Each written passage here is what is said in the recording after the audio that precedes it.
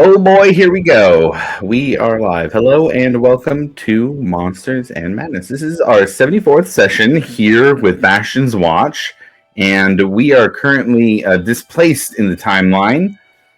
Before we get back to a full recap, though, we do use music from a couple different places. One of those places is filmmusic.io. There's links down in the panels with information to all the songs from Film Music. We also use the Critical Role soundtracks. They allow other D&D live streamers to use it, and we stream while playing D&D, so we use it because it's good music. So information down in the panels for those albums as well. But now, back to our Exandria, to our party here. Bastion's Watch has decided to use the Chrono Shard, overload it with arcane energy, using Zarm the Time Wizard for a little bit of Chronergy help, and honor Kinabari, the blood mage from Taldore, to provide her blood in place of some ancient spell components that were not accessible to the group. The party traveled back in time to prehistoric Exandria in order to look for powerful items, see if there's any vestiges in particular that might have existed in the past that don't exist anymore that they might be able to pick up, and just generally going to the past for some power-ups before returning and going about resolving the war pick and what's going on with the Avatar of Tiamat up above Exandria above Wildmount as it moves towards the main continent. The party spent a little bit of time interfacing with the gods last session, fighting with some giants who were looking at them like they were vermin. But coming out on top in that battle pretty easily, and then interacting with Ioun, and following Ioun Bahamut, and then finally getting to meet with the Moonweaver, and in that meeting, her sending the party shadows, telling them that a hunt would be how things got started. So to zoom us into today, Varric was having a discussion with the Moonweaver, and she said that in order to kind of protect what they are there to protect, that they would participate in the hunt. And shadows poured from the ground and started heading towards the party.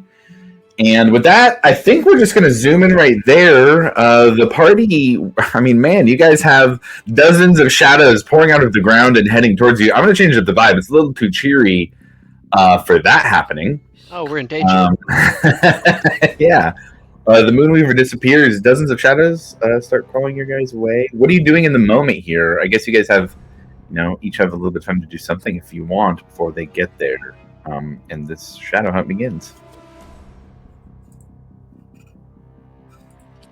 Like how far are they? 60 feet at this point as they're exiting the ground.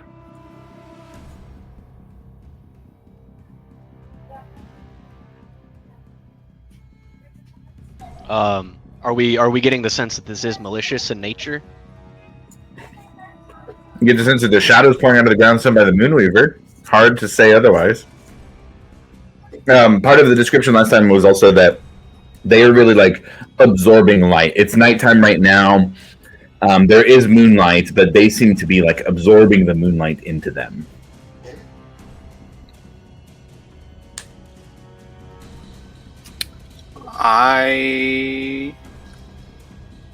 Let's touch.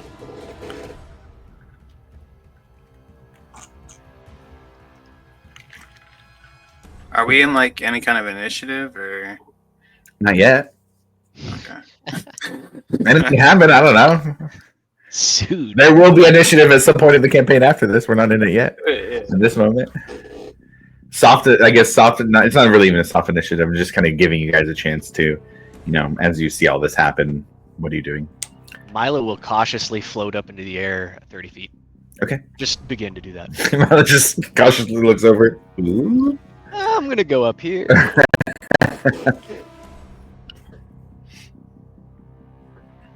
Milo, I'll say as you move up into the air, you actually see a few of them sort of to like jump upwards. Not actually directly at you in the moment, but as they're moving upwards, you see that they are moving in odd, erratic, almost like horror movie shadows in their exit. It feels very uncomfortable and unnerving as these shadows are moving towards you guys. Oh, I don't like that. Dude, it's like the movie Ghost. I hate it. am. Like thinking about him crawling across the ground like the ring girl. That's what I was thinking. Fucking shit, dude. I Immediately, don't like, want to cast flags light. everywhere. I'll Okay, cast like you were light. casting what? Yeah, I'll cast light on Luminous. Okay, you cast light on Luminous. You see it extends out. How far does it extend out for light? Remind me?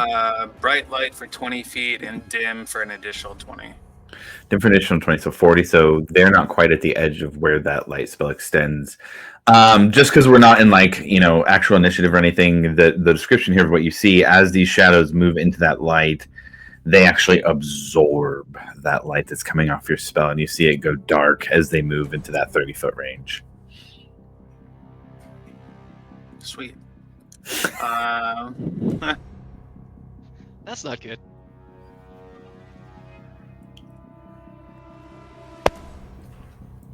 I'm like really hurt. I'm the Oh, same no. way, dude. I need a nap bad, dude. Oh shit, dude. Yeah, my guy's hurt. I'm like not doing well. Maybe they just want hugs. Are they coming from a very specific direction, or is it just all around us? It's like piling out a hole in the ground, like insects piling out of a hole in the ground. You know, like the scarabs in the mummy popping out? Like that, but shadows of humanoid size. Sweet. Oh, humanoid size. Cool. Dude, what a good description of how they're coming out. Oh man. I think the only thing I can do, because I see Ash is like obviously hurt, and I don't think Honor is back to full health yet, so I'll just take I'm just gonna stand in front of them, like just to try and take any hits that might come their way, just like body shield them for a little bit, but that's literally all I can do. Like, So you just move to stand in front of Honor. yeah. And Okay. and I'll move Ash closer to Honor or whatever. Like, I'll make sure they're together, and then I will stand in front of both of them to like hopefully catch anything that might come their way.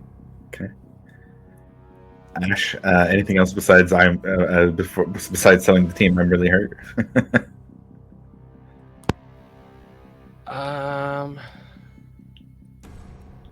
No, that's it. Yeah, I'm hurting. The shadows are running. I'm hurting. Got it. Okay.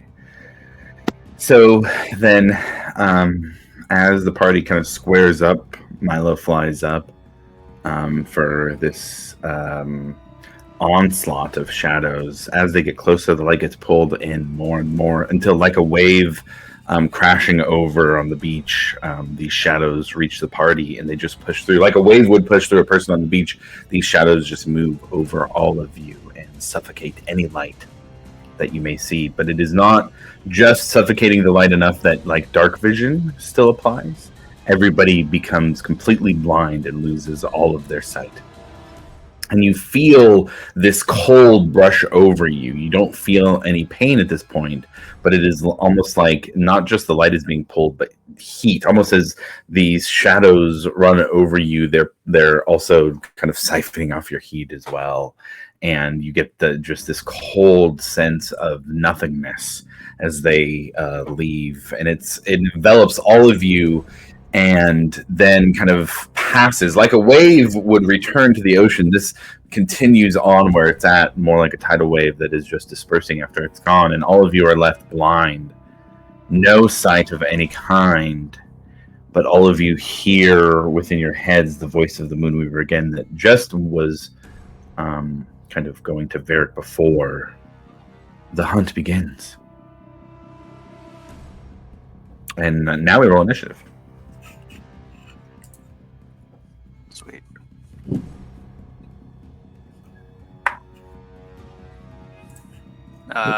11 for Varric. Okay. 18 for Grim. Okay. 22 for Ash. Damn. Nice. 14 for Milo. 14 for Milo. Oh, I need to get Ash in here. Okay, hold on. I need to address this really quick. Everybody remember your initiatives.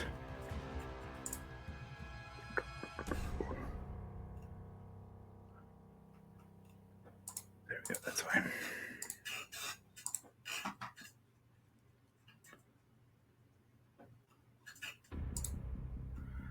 Okay, Milo, you were 14 if I remember correctly. Yep. Grim 11. 18. 18. Varric 11. 11. That was 11. Ash was 22. 22. 18 22. plus 4. 18 plus 4. Let's roll 400. Okay.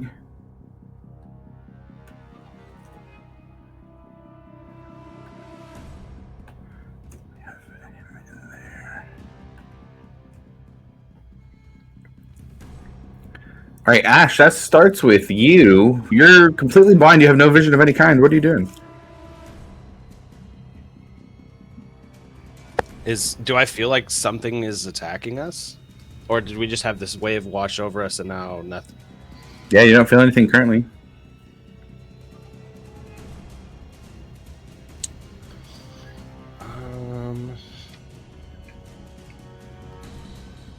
I guess I would move to stand next to Grim because I do know that he was like trying to brace right in front of us. Mhm. And then I would just stand there. Just stand there? Okay. Take the dodge action or anything? Yeah, I'll take the dodge action. Okay. Anything else? No, that's it. Okay. At the end of your turn, you take 4 points of psychic damages. It feels like something stabs you, but the pain, it's like in your brain. It's psychic damage. You don't actually feel something physical happen to your body. It's almost like the echo of a attack.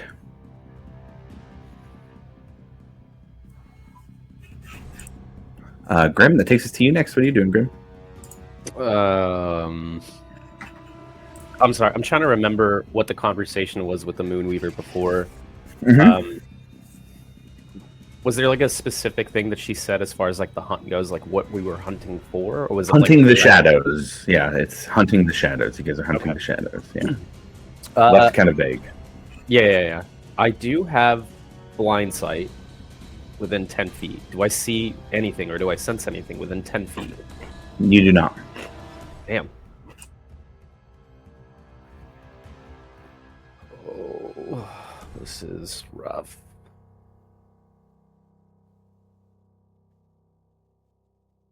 God,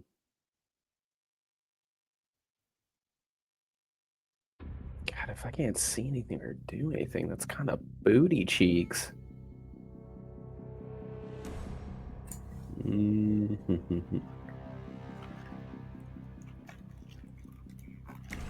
Hey, divine challenges aren't supposed to be easy. I know. I'm just trying to figure out what. Like, I'm just trying to go into my head of like, okay, well, like there has to be playing something. ground, Johnny. Spoken. I mean, the Moonweaver is kind of a trickstery god. You know, she's definitely a trickstery-esque god. You would know that from your time in the present, even. How far was she away from us? Like She had disappeared. Like her moonlight had kind of dispersed. It kind Okay, of looked and like then this glowing dust. Yeah, and then then they the were shadow about moved. 60 feet away. They washed over you guys, and then everybody went blind. And here we are. I don't like this at all. I can't see anything. I can't do anything. Do I hear anything? Like, is there anything at all that's telling me, like, Roll a perception check. oh boy, Here we go. 19, 20, 21. Wait. 1, 2, 3, 4, 5, 6. 25. 25. You hear kind of whispers off in the distance, but not very far, probably about 30 feet away or so. But you do get a sense of direction to go towards. Yeah, I use my movement. I tell Ash, I hear something. I will be back. Try and protect honor as best as you can. And I just beeline it.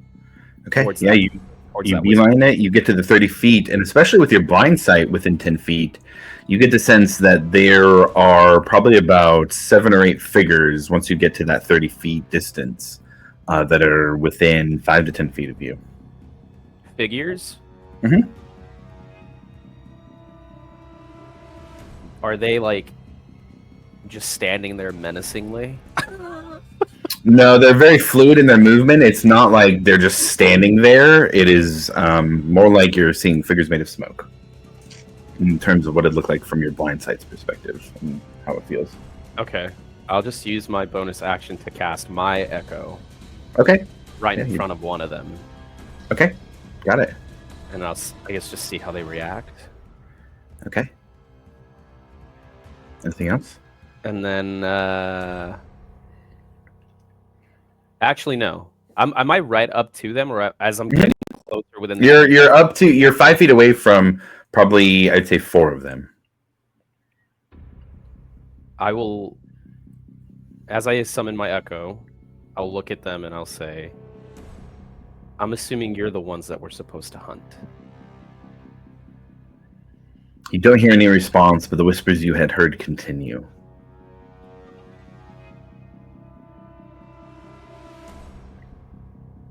Anything else for your turn?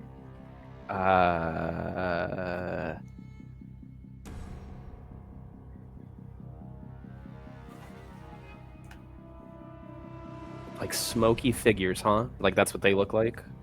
To your blind sight?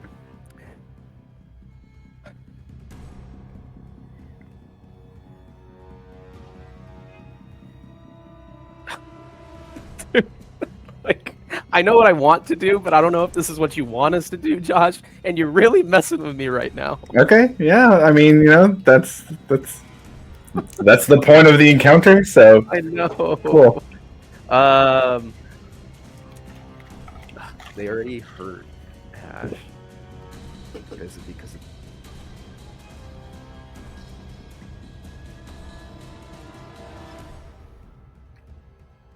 I am going to...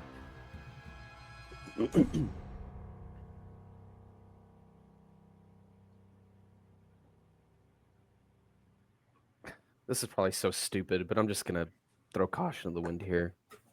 I'm not gonna attack them, but I'm gonna walk right up to whichever one is the closest, and I'm just gonna attempt to put my hand on their shoulder or whatever they have, and I'll just say, "Not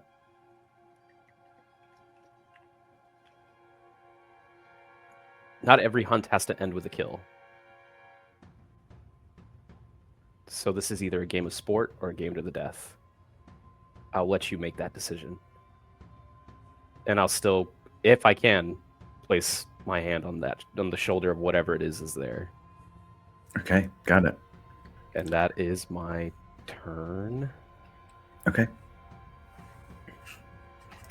I will message you with what you see. The rest of the party would not see the same thing you do there. Okay. And with that, the turn goes to Milo, who is flying about 30 feet up in the air, can't see it all. Milo, what are you doing? So I'm just floating in black space right now. No touch. Muted. Yes, it is an endless sea of darkness. Part of me just wants to like go gyro and lose all. You think you can hide from me? And I'm going to cast a 3rd level Dispel Magic. Also, just a retrospect for last session. as far as the ion blinking, was there any time to like attune to that or anything like that? Not yet. There hasn't been any short rests or really breaks where you would do that, I believe. Because I assume it does take attunement. Yeah. Okay.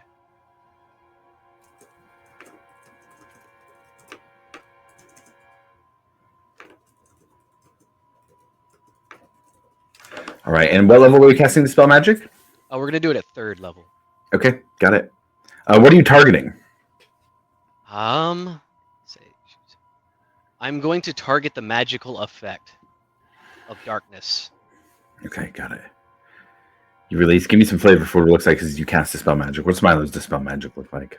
Nobody sees anything. And as you cast Dispel Magic, you feel it kind of push against. Usually when you cast Dispel Magic, it would be like threading a needle. You're trying to get that needle thread, and threading it kind of disperses the needle itself. And you do this, and normally it feels like there's a target you're trying to hit in order for the Dispel Magic to work. And instead of a needle, you're coming up against a brick wall. It does not do anything.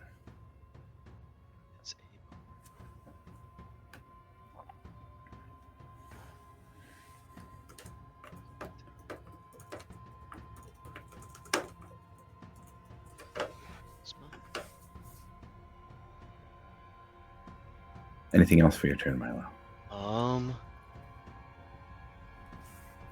Need to see if I've got anything in the back pocket.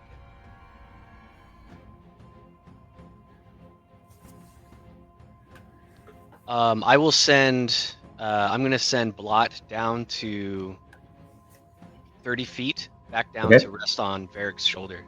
Okay, sure. Easy enough. And they do have blind sense, so if anything comes within 10 feet, Blot should know. Okay. Anything else for your turn that you're doing for Nope. for you? I don't think you've moved at all. Just staying where you're at. Yeah, I'll just stay where I'm at. I can't, that's scary. Got it.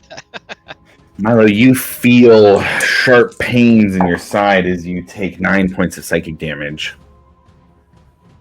Something bit me. Like daggers up through the bottom of your feet. Damn. Varric, it's your turn.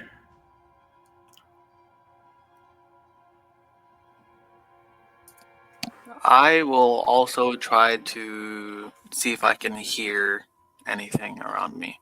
Okay, go ahead and roll a perception check. Damn it. 11. 11. You hear a twig breaking and whispers off in the distance, but they're so numerous that it's hard to get an idea of where they are. It's like you hear it out in an arc about, the entire 30 to 60 foot range beyond you and can't pinpoint a specific spot.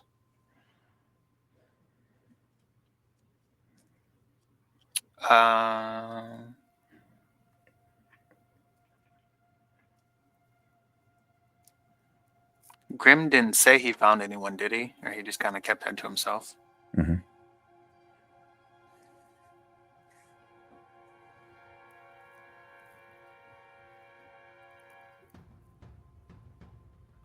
I am...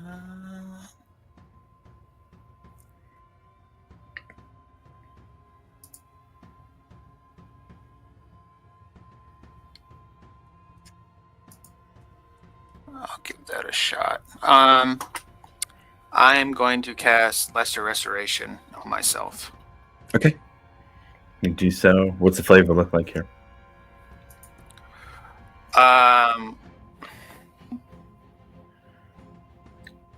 I'm hoping in this moment, if I'm blinded, that he can kind of like do like a quick touch his eyes and then they kind of light up. Sure. Hopefully see through whatever's blinding him. Yeah. So there's like a blue moonlight sheen that goes over Varric's eyes, and if anybody could see him, they would see it. But it does not restore vision. Sick.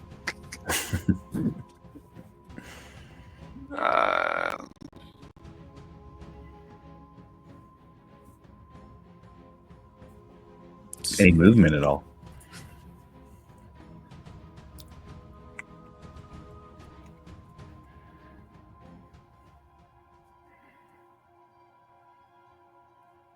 Would I have heard the direction that Grim walked off in? Mm-mm. No. No, not with an 11.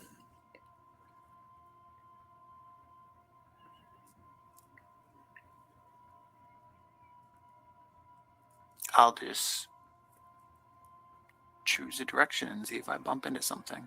Okay, gonna go the full 30 feet.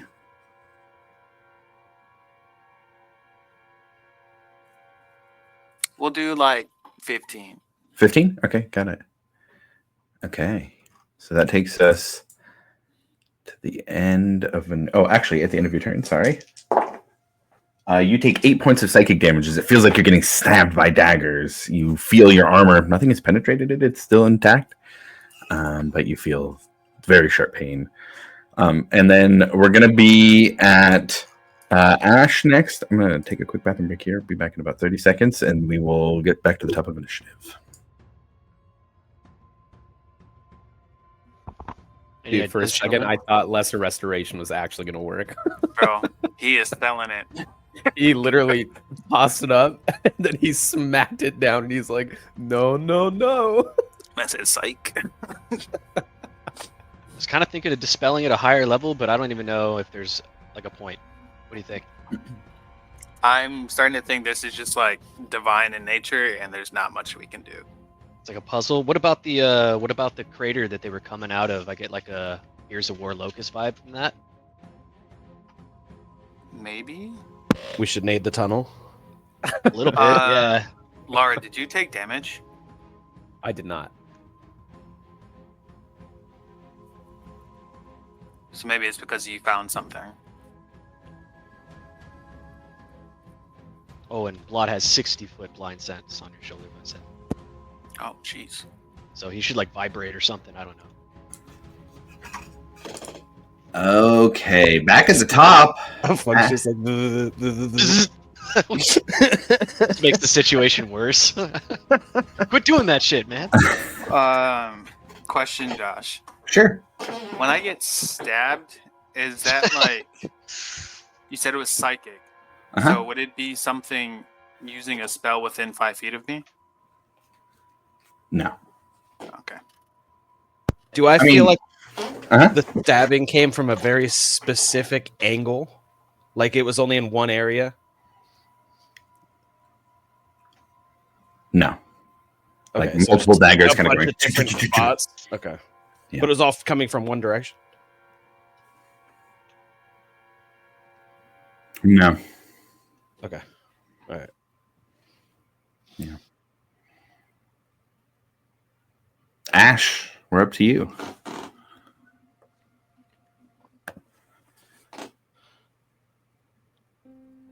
Things are quiet. You can't see, but there's a rustling of shadows off in the distance. Whispers the direction they went behind you guys. You are standing in front of Honor, I believe, or in that general area. What are you doing?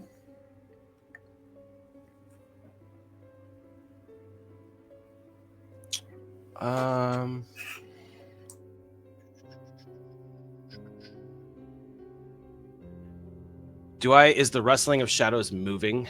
Can I hear it like moving around, or is it just in one? It's kind of like not omnipresent, but like in an arc around you, it's like you're hearing a crowd of shadows. Okay. Man.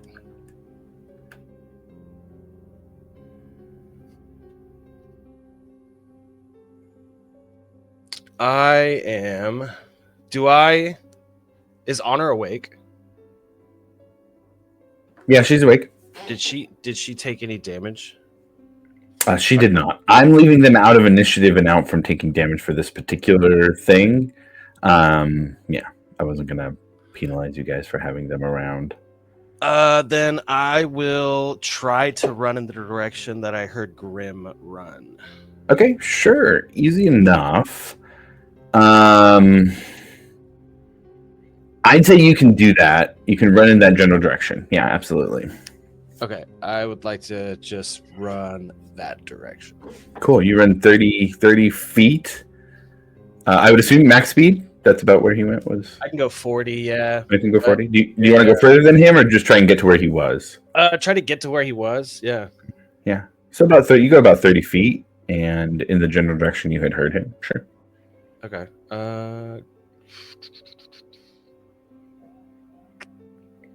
Yeah, I'm just gonna run in that direction. Just yelling, Grim, Grim, Grim.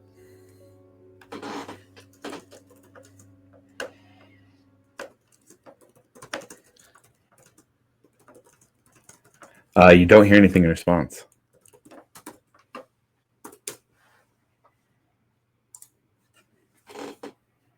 Did I run into anything on this run over here? Nothing, huh? No. Do I hear anything around me? Roll a perception check. Is that a disadvantage because I'm blind? Nope. Oh, okay. Ooh.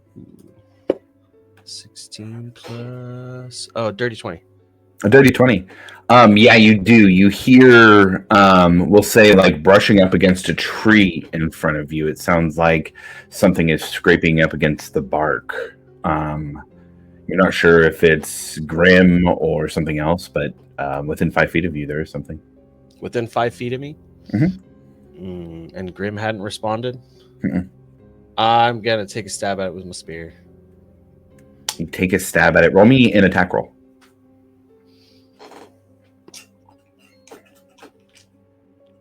26. 26. Nice. Roll me some damage.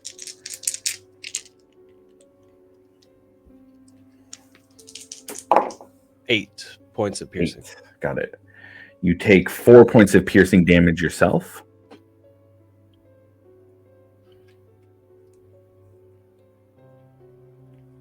And anything else for your turn?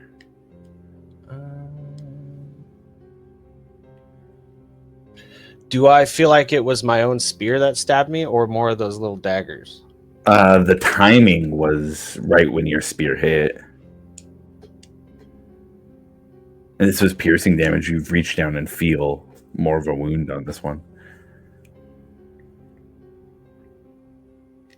Yeah, I will end my turn. Okay. At the end of your turn, you take 7 points of psychic damage as those little daggers seem to continue to pierce at you.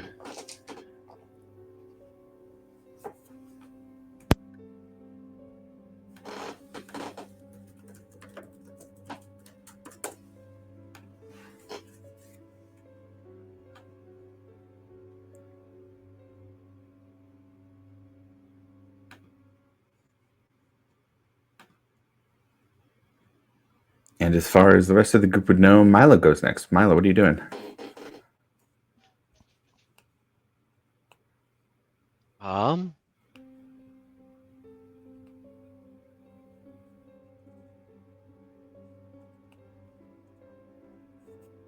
I am going to try. I'm going to try Dispel Magic again, but I'm going to do it on myself. I'll cast it at 5th level. Okay. We're talking pulling upon the arcane knowledge you have. A little bit of dragon's blood in there too. Your Dispel Magic goes off. Still don't see. Guys, I don't know what. I'm not sure what to do out here. And Roll me an intelligence check. Just a general intelligence check. This is one of those. A thing you think about the encounter that your character would think that maybe the player isn't. 14. 14? Milo gets just the briefest thought of hard to dispel divine magic that's this strong in the primordial past of Exandria. Can you dispel a god?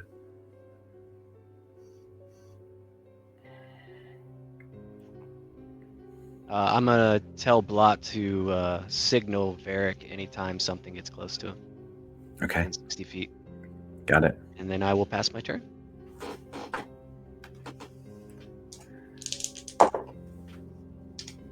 Milo, you take 8 points of psychic damage.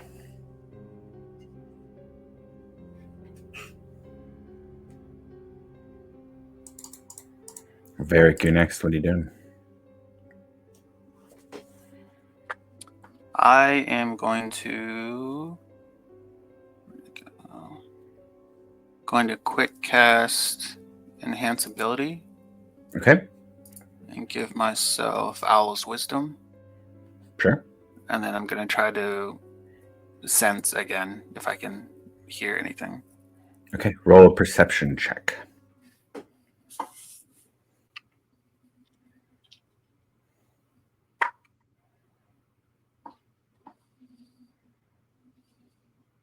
$27. 27.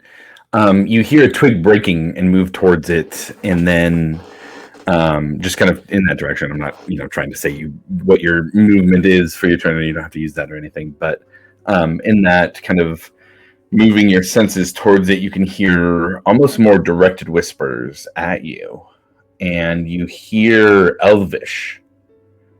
And it's of an Elvish dialect that reminds you of that which your grandmother and grandfather spoke in. You get a good direction, probably about 25 feet away where you hear that. I will go towards that. You move forward, and you almost hear Grimm's muted voice as you do, but can't actually make out the words. And yeah, you move 25 feet. You're not sure why, but you feel a little grip on your shoulder. Do I see the figures in front of me? You don't see anything.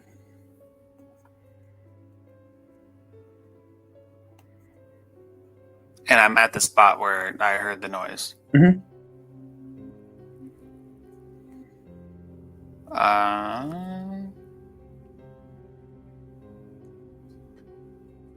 I'm just going to try and reach out and grab something in front of me, even if I can't see it. Okay. You reach out and get the sense that your hand touches something. And I will send you a message with what you see. That takes us next back up to the top with Ash. You have moved closer to where Grim, where you had heard Grim move to. You don't currently hear him or see him, or you don't see anything. What are you doing, Ash?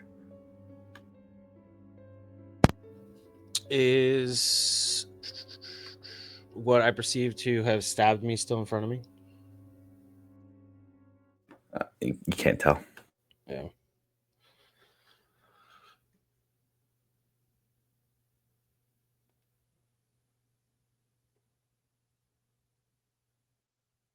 Do I hear any other sounds around me? Roll a perception check.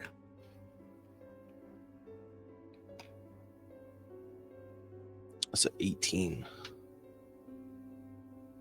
You do hear sounds. You hear shadows moving around, but close enough to you that you could reach out and feel like you touched them. Yeah. I mean, I will try to, grapple with the one in front of me. Okay. You reach out, and as you touch, you get this kind of almost metallic feel, and I will message you and tell you what you see. Milo, that's to you next. You are still blind. You have sent Blot down to try and interface with Varric. What are you doing? Milo just closes his eyes and tries to go take a deep breath and just listens. Tries to pick out the most prominent sound.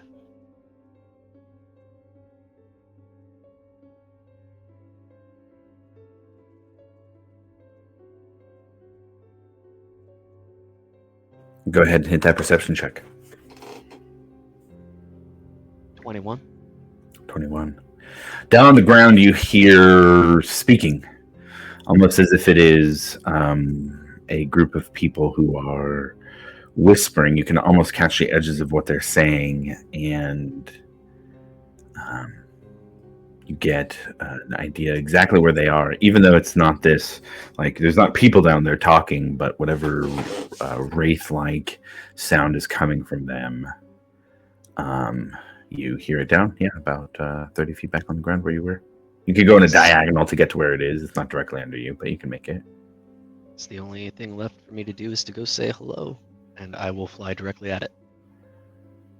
You fly directly at it and land on the ground, I'd assume? Or float right above it? You tell me, man, it's dark in here. Your call. You can feel your feet dragging along the ground, but you get the sense that you're right in front of the thing there. What do you do? I try and find it with my hands. Yeah, you reach out, and as you do, you see looking back at you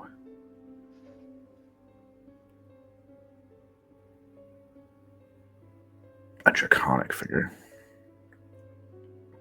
purple in scale and color, and you quickly look around and see the party all standing in different various states of reaching out around in about 60 feet around you, and you hear Grim just at the edge as saying, "Reach out, find them," as you can finally hear now everybody in the group as everyone's vision returns, and you see almost shadow versions of yourself looking back at you, and about 100 feet away, floating just above the ground, the familiar figure of the Moonweaver.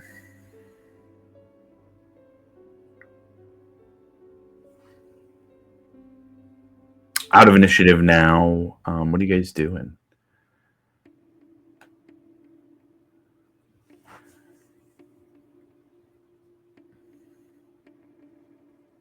I think Milo would probably start making his way back over toward the Moonweaver quite slowly, and he probably is going to cast a healing word on himself.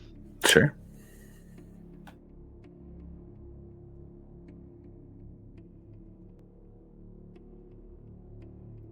I'll go over and check on Ash, see how he's doing, make sure he's okay.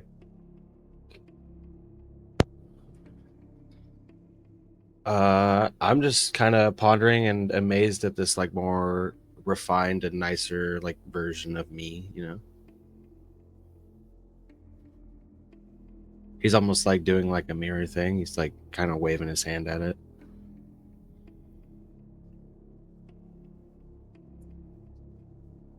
So, do we still see like the versions of ourselves that we saw?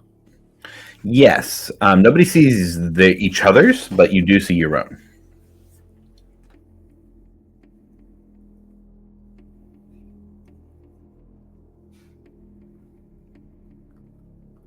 Is it like moving alongside us, or is it just like standing there?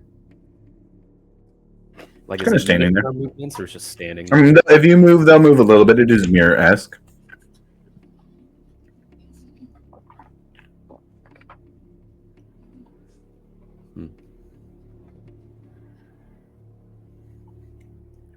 I'm just gonna see what happens when I have my echo touch the shadow.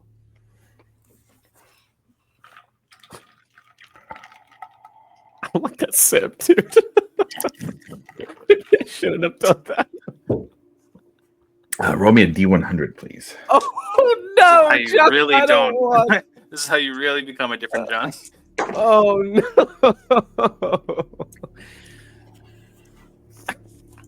Fuck. Okay, here we go. 72. I rolled it on D&D Beyond. Okay.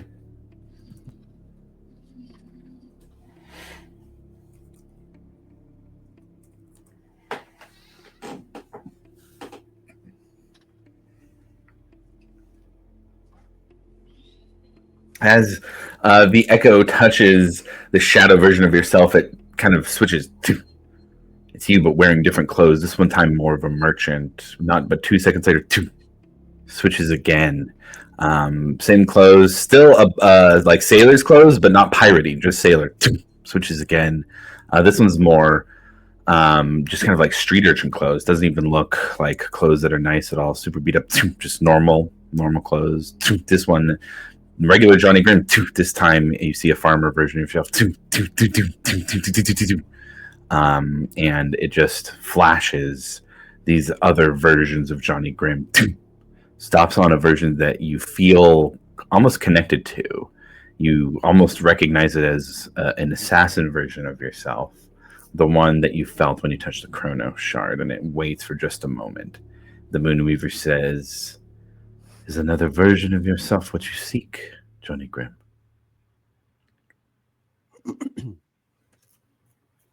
Do I see the Moonweaver? Mhm. I'll look at her and I'll say, if you had asked me a year ago, then the answer would probably be yes. But since then, in my travels and everything that I've learned and everything I've gone through, the choices that I have made have been very deliberate. And I think for the first time in my life, I know who I am, and I don't need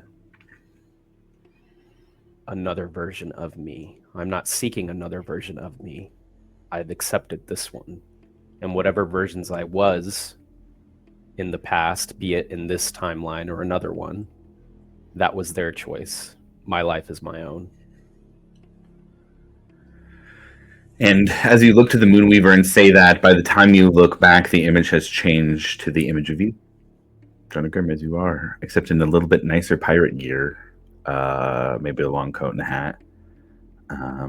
But you see Pirate Captain Johnny Grimm.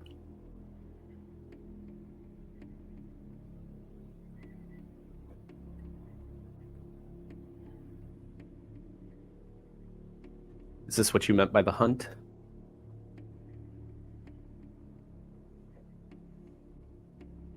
Because I gotta say, you're not the only all-powerful being to put me through this type of test.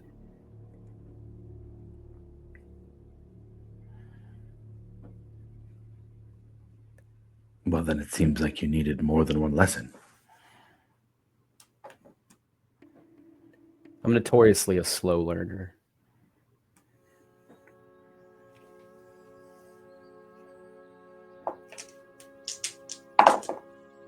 You take 10 points of psychic damage and hear the voice say, "Well, the gods can help with that."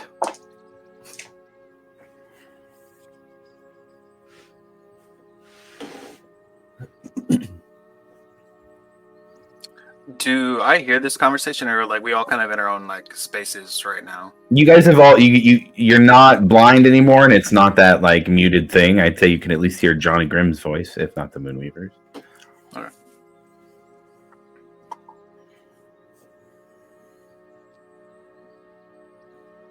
Maybe him wince at taking 10 points of psychic damage.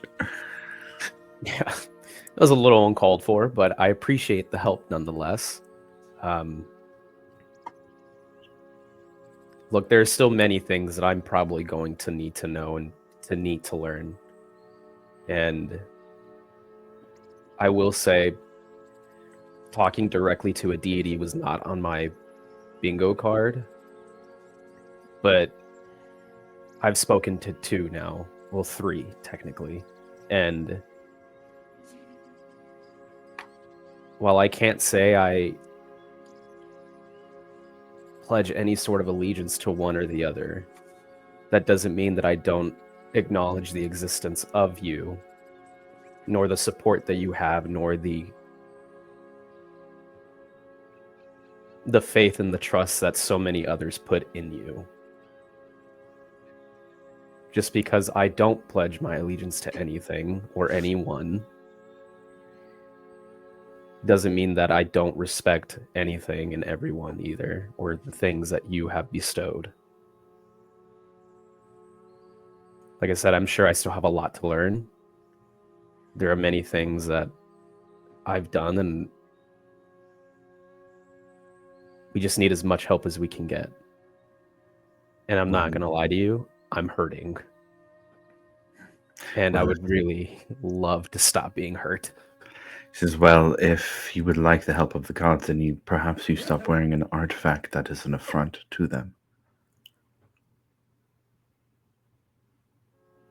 And you feel your awareness pulled towards the necklace.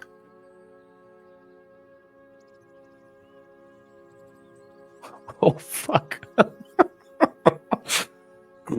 What do you know about that necklace? Nothing in response.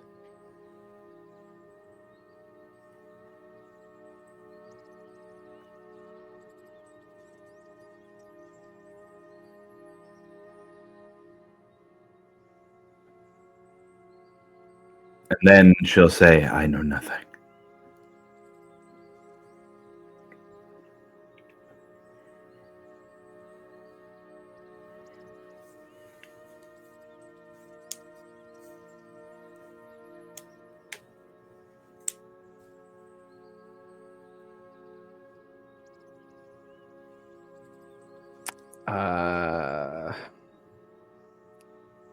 So my consciousness, like she said about me wearing something that goes against the gods. An affront to the gods. Yep, goes against the gods. She called you out on the necklace. Said, how dare you? What's everybody else doing while this conversation is going on? We got a little bit of time here where this is happening. What are you guys doing in the meantime? While Johnny Grimm considers his options with that proposal there. I feel like Varric would still be staring at the image he sees in front of him. Yeah. And I'll just straight up ask her, like, what is this vision that I'm seeing?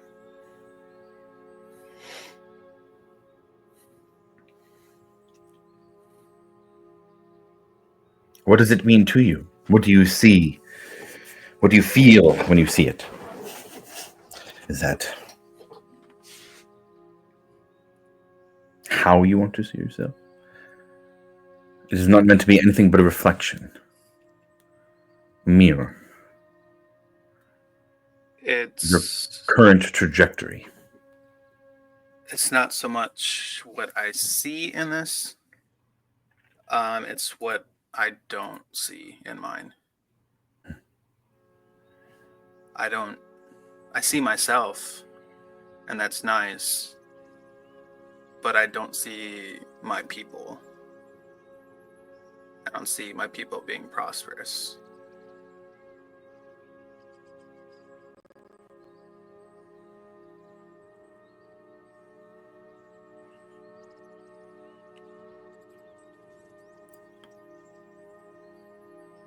And why do you seek that image?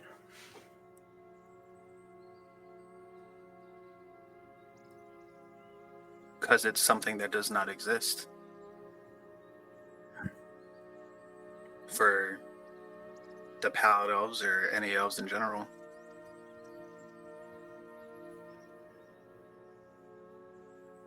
But it will it not? You all bring interesting knowledge of the future to my realm now, my present that I can see and read and feel. Will the Pallid Elves not be strong? Will their time in the sun not grant them peace, honor, strength? I see it in my future, through you.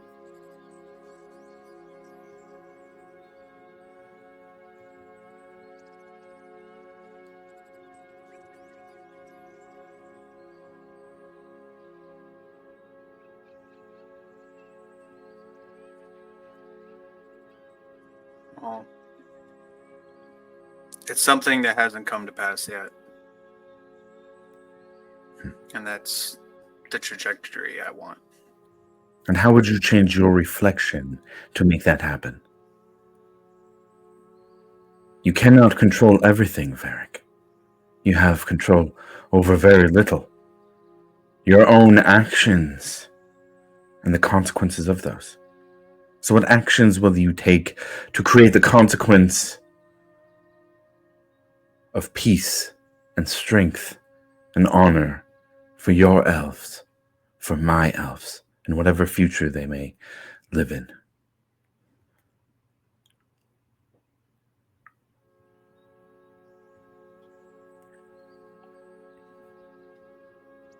It would be both the sword and the shield for our people against the evils that are coming and the ones that already exist. And you see the reflection as you say sword and shield to have a large like tower shield with an emblem of the Moonweaver, but it's like interlaid with this very ornate natural field, like the roots of a tree that are weaving in and out of the symbols of the Moonweaver. You see the hammer shift to that of a large sword.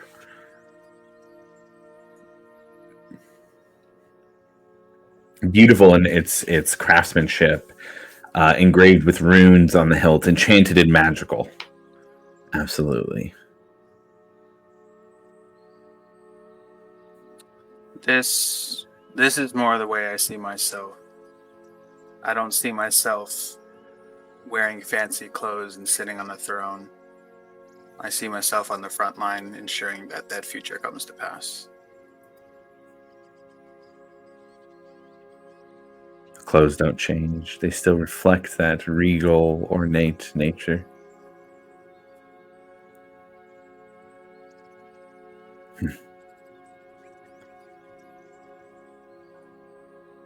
An obligated ruler often makes the best leader.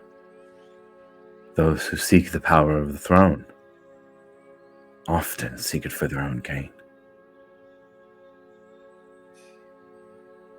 If that was the only route to bring strength to your people, to mine, would you turn down the titles offered to you? Offered to the strength that you bring? The reflection kind of goes blurry for a moment.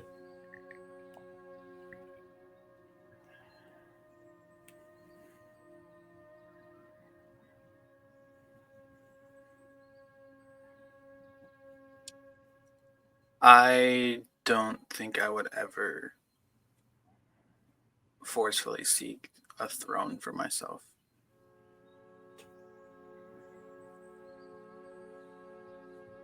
If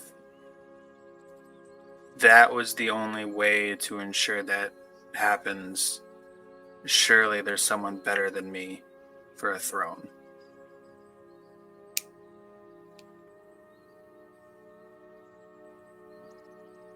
You feel something in your hand.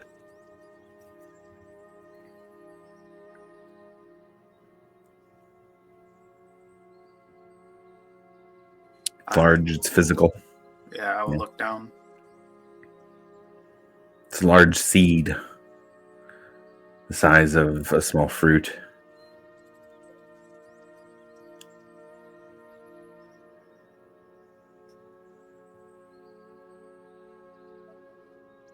No words are said beyond that.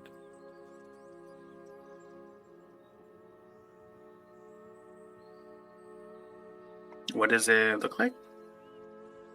Roll a nature check. Sure, roll a nature check. Or survival. I'll give you either of those. Just for plant identification. Nature makes sense, though.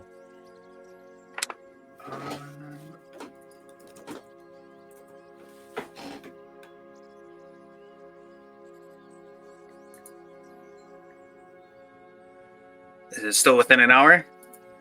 Of? Me casting enhance ability. I think so. Yeah, you guys just had that encounter where you did that. Okay.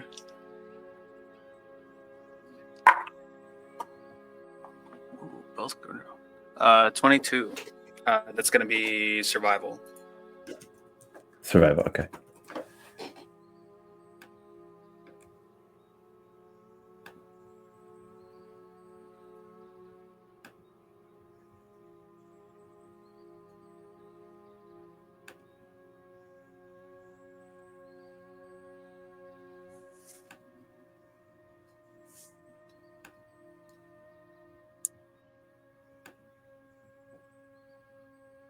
You would know that as a seed of a strong bark willow, the primary large trees that made up the ancient Pallid Grove.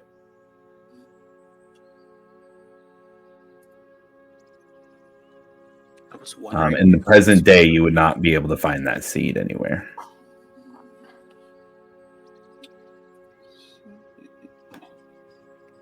Strong bark willow. Strong bark willow.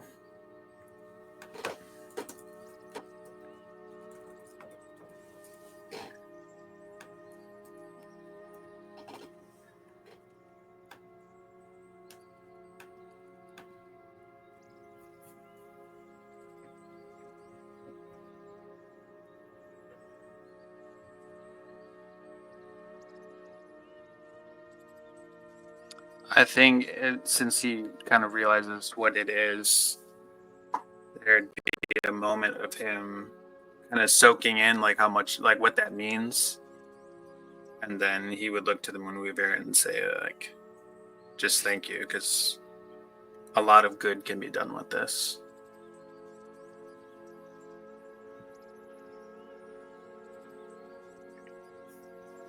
You just get a sense of comfort. There's no more words shared from her directly there, but a sense of, for the first time in your life, not feeling homesick.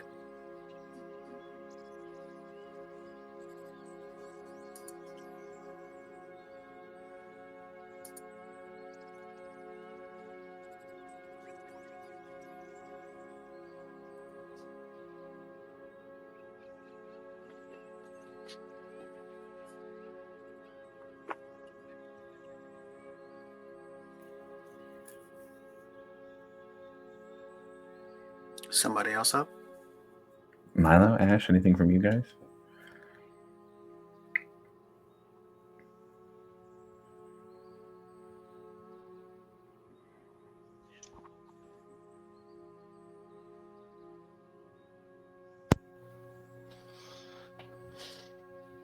You can almost tell from Ash because he's like outlining his own like parts as he's staring at this thing. It's almost upsetting to him to see what he's looking at, because something he often wondered was whether or not he was like unfinished. So to see this version of him that is finished is almost like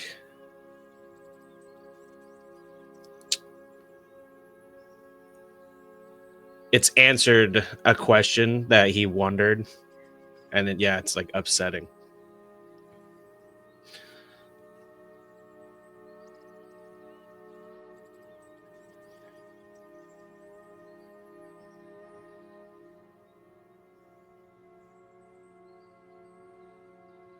The reflection kind of looks back at him, and in this particular case would reflect Ash's movements pretty directly.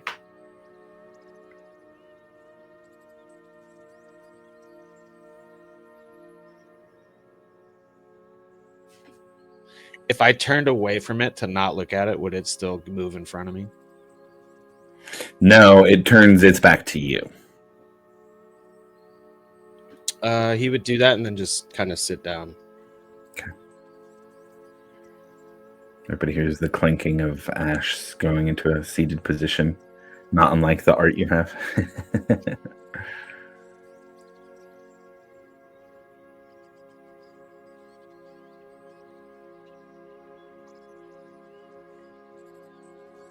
Yeah, he wouldn't say anything. He would just turn his back to it and sit down. Okay. Milo, what about you? I think Milo would have been hobbling kind of towards the Moonweaver, and then would have seen where some of the injured people are sort of hanging out, being congregated. He would try and hobble over there, but he's not looking so hot, so he's just going to kind of make his way slowly down to the ground and kind of curl up into the fetal position. This place sucks. Everything hurts. Okay. Got it. The Moonweaver looks back to Grim on his necklace decision. Oh,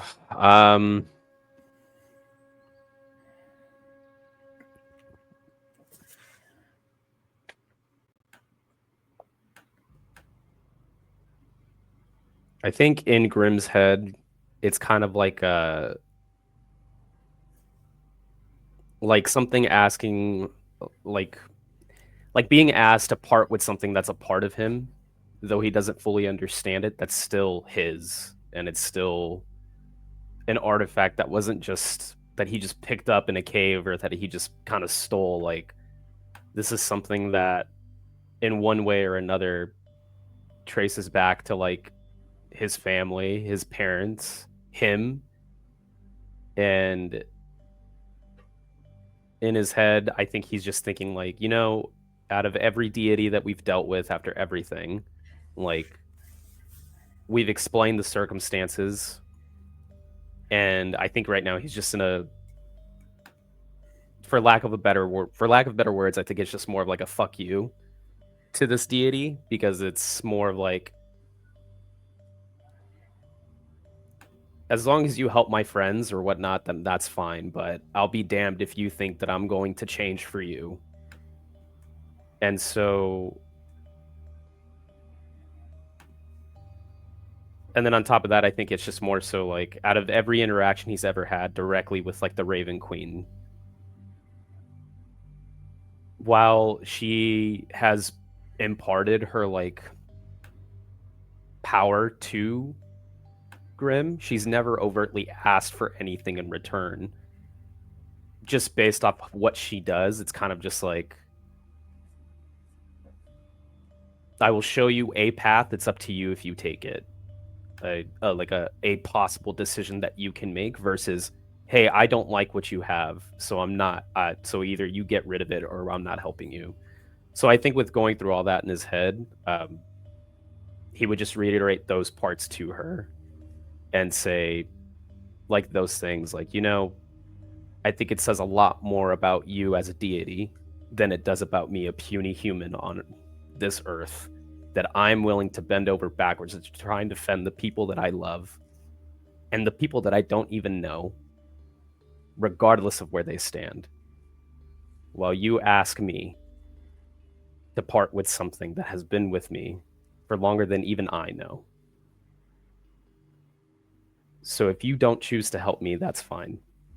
I don't need your help. As long as you help them, that's all I need.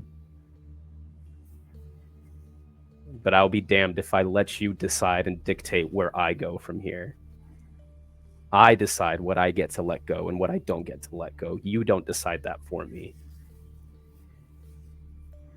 So while you're here, both here and where I'm from, sitting on your ass, still doing nothing, I will continue to try and protect you and save you in this timeline and mine, with or without your help. And I'll just turn away and I'll walk towards Ash. You guys hear all that. You see Johnny Grimm start to walk away, and he crumples to the ground, lifeless.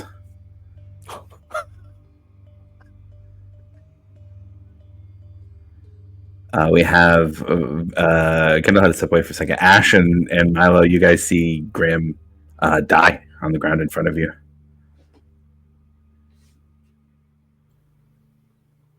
Right in front of me. Uh-huh. Like Milo would do the classic outreached hand. No, Grimm.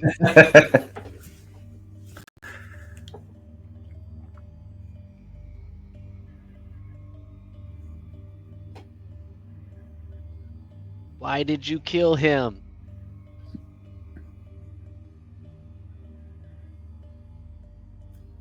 Because I am a god, and I decided I wanted him dead.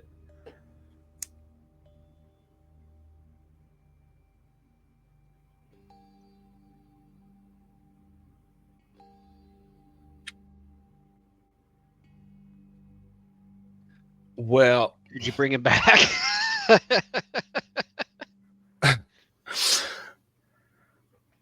The only other thing I had was, wow, that's childish, but you are a god. Do you tell her, wow, that's childish? Remove his necklace from his body, and I will bring him back. Did I leave the necklace? Oh my god. Oh, back in the... Yeah, I use that as my anchor, so I Oh, do that's not right. have As your it. anchor. Okay. So she Okay. might have knowledge of it. But Were I you don't still think that- wearing the armor that you had that had Oh come yeah, from the necklace? yeah, Okay, yeah, cool. yeah. Yeah. I am. She'll say that tweakily. Remove the. She won't say the necklace. Remove the item that nullifies divine magic from him. You want me to take his clothes off? That's kind of personal. I don't. We don't do that yet. I mean, You feel like a strong pressure in your head. all right, fine, fine, all right. I don't want to get stabbed again, or whatever the hell that was. I will cautiously begin at the top and and begin to undress Johnny Grimm, or take his items Yeah. off. Yeah, you take that armor off that came from the necklace that he was wearing. This is pretty cool looking. I never really got this close to it. And as it leaves from being on him, Grim, you feel life return. For you, it was as if, not as if you're asleep, but as if time just jumped from that moment to this. I'll be damned if waking up seeing Milo take off your armor. And you hear a voice in your head. Do not forget your station compared to mine. How Your much does the choices armor are weigh? yours, and mine are mine. I have many, many bits of power at my disposal. Keep your trinkets. Avoid my blessing. That is your choice. But do not falter and think that you may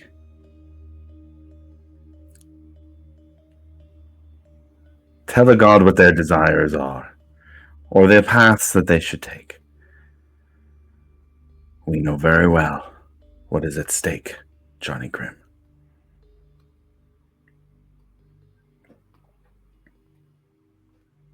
Just nod along, smile and wave, man. Just dot the I's, cross the T's. Let's get out of here. Yeah, huh? That's whatever you said for you. Just I'll smiles and snatch my armor back from Milo and walk away. I won't say anything.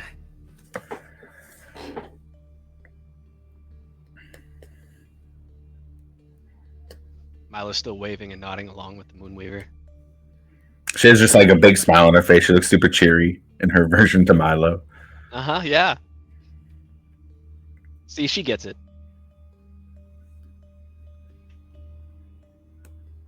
I feel like somehow this is all Varric's fault, but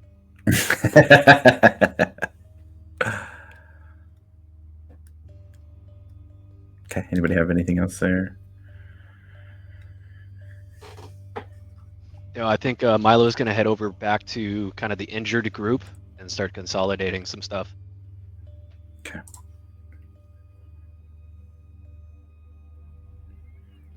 Let's do this. We're talking to the Moonweaver. Let's actually do a little bit of a break here. It's quite early for the break. We're about 40 minutes early, but Kendall had to step away, and we're talking to the Moonweaver here with some other story stuff that's going on. So let's do a little break here, and then we'll hop back in. That'll give me a chance to set up some next stuff, some of the next stuff anyways. We're at 12:19. Let's come back 12:34 Pacific, and then we'll hop back in and get on with our story time down here in the past. Word.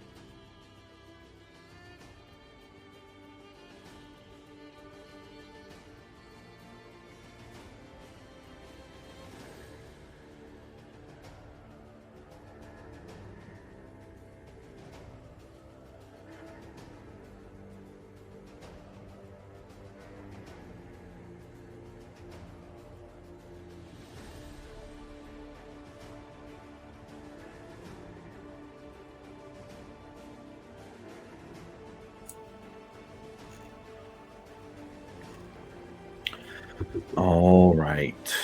Oh, we lost someone. There we go. He's back. All right. Do we have everyone back? Do we have Kindle back too, or just the other three? Can you guys hear me? Yes. Cool. Mic check. Yes, sir. Yay. All right. Passed the test. Cool.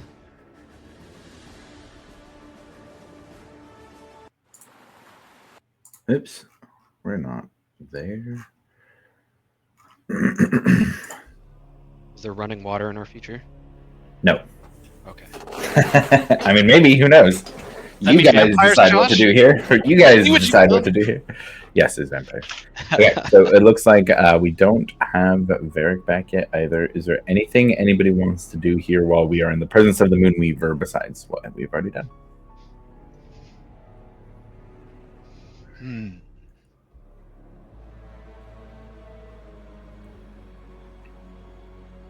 Man, you know what? This is a prime deity. We got in a little bit of a slap fight with Grim about it, but I shouldn't have this dark music on. Let me change the vibe here, but this is still So a sinister. prime deity, you know? Yeah, we're not talking to Torog or something here. We can if you guys want to. We can make that Ooh. happen. This is at least a little more solemn. I'm back. Ah, perfect timing. So we're just wrapping up with the Moonweaver. We are still in her presence. If there's anything you guys want to do, say, or pose before we go. Varric, were you here for like the last 5-10 minutes of that conversation before we No. went to break? Long story short, I had a spat with the Moonweaver of something that I didn't agree that she wanted me to do, and Yeah. I said, "Fuck no, I'm not doing that," and she killed me. Dang. She killed me, but then It's they were about she how was- he said it, not really like what he said, but it was how.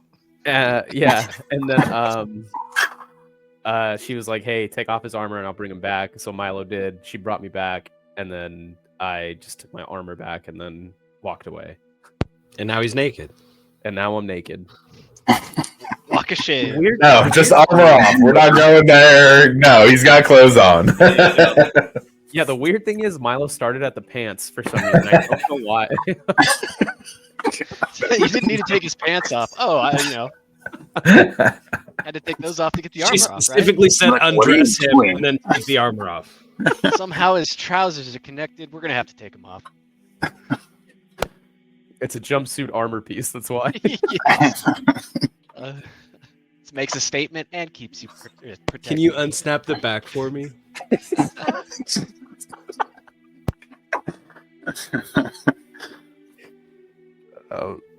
Yeah, I think. Do I notice? Can I see that Ash is upset, or does it just look like he's sitting? I'll leave that up to Ash how obvious his soul and lunk is. Yeah, you guys could probably tell that he's frustrated. Yeah, I think obviously Grim's frustrated too. I mean, he just fucking died, and then Yeah, that was. now he's naked. So I think I'll just go towards Ash, sit down next to him, and just put my hand on his shoulder, and that's it. I'm not gonna say anything. I'm not gonna do anything. I'm really just gonna sit next to him and just put my hand on his shoulder and just be in the silence with him for a little bit until everybody else is done with the Moonweaver.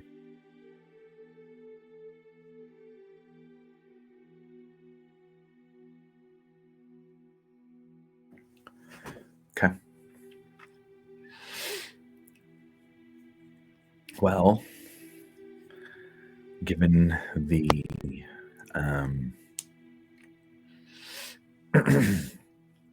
lack of being willing to give up the discussed items, everybody there but Grim kind of feels this sense of it's not quite warmth, but it's just this very comforting light as they feel the light from the moon brighten and fall over them, and everybody is going to receive a small feat, except for Grim. That will be get back to my notes. Once a night, you can gain advantage on a stealth check that you roll while you're in dim light or darkness. And that will be, it's not in D&D Beyond yet, but that will be Moon's Shadow Blessing.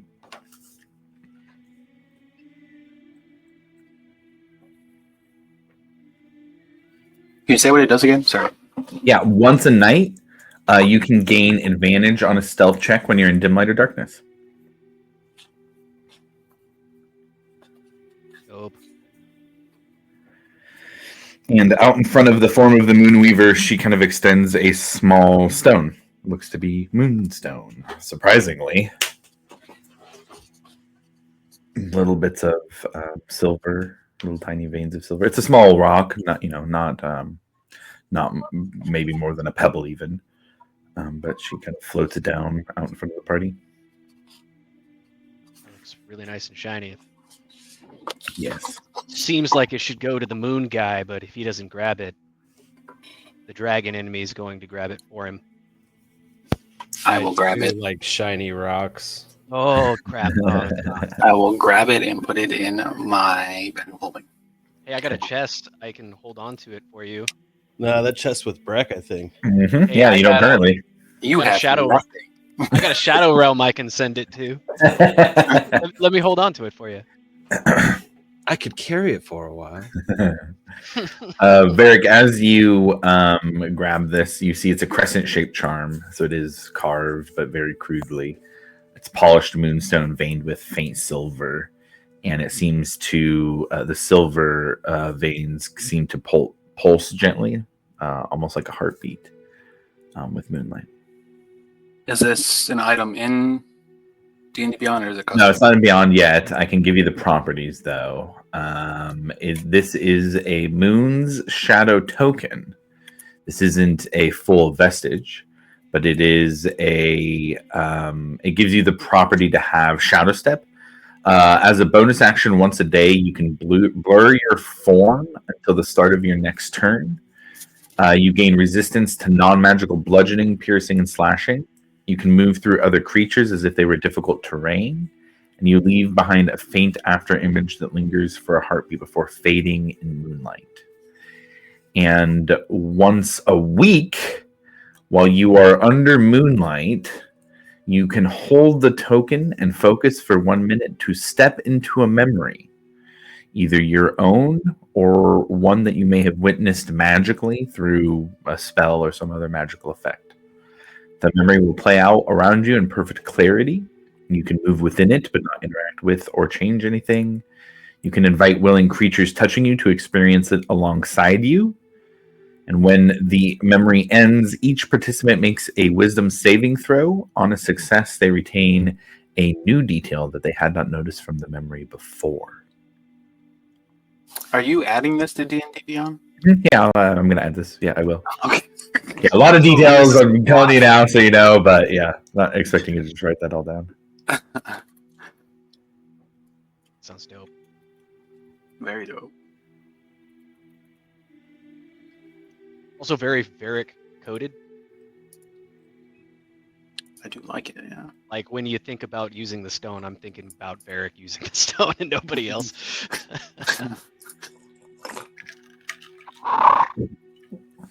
Okay, if nobody has anything else left to say to the Moonweaver, she will just kind of Thank you. quietly fade into the moonlight slowly as you guys are there. And as the moonlight on this night fades, you hear crickets in the background. And now that the moonlight is gone, you see that the trees around you, the forest that was there, most likely illusory. You look, this is much more deserty area. There's some small, light shrubs, but you can see off in the distance some stone ruins. This is much more deserty area that you were in. It seems that a lot of the terrain here was either temporary, brought in by divine intervention, or illusory. All in your heads.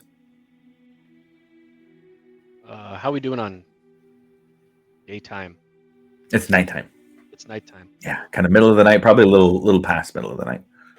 Hey guys, how do you feel about potentially, I don't know, taking a rest? Dude, I would love to sleep. Even if it's not like even just sleeping, because I need to perform some sort of medical for my ribs. Yeah, we should definitely find a spot to rest. I'm gonna very hastily begin to cast Tiny Hut in the best location I can see. The best location you can see. Very deserty. The ruins are off probably maybe a few 100,000 feet or so. Probably a little further than that. Hard to tell in the darkness here. They would provide a little bit of cover. Seems like there's some outcrop of rocks that you could go to. Some small trees.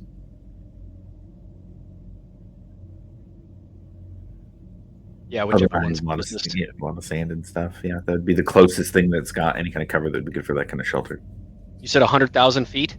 100,000 feet, no. A few hundred to 1,000 feet, maybe a little further than that. In the night, it's a little hard to tell. Okay. All right. No, I'm no, not no, gonna no, go no, walking like no, a no, fucking no, no. hour. Quarter of a mile, max. Yeah, wherever you put it, I can put hallucinatory terrain. Oh, nice. Double up on it.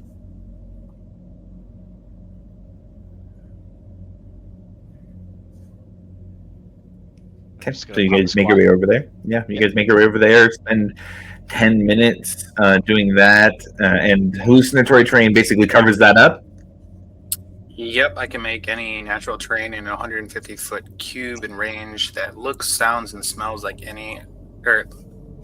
looks, sounds, and smells like some other sort of natural terrain. I Nice. can. And we'll just make the tiny hut blend into that. Cool. Yeah, I think I can pick the color on the outside. What's the casting time of hallucinatory terrain? 10 minutes as well. Stand next to me when I do it.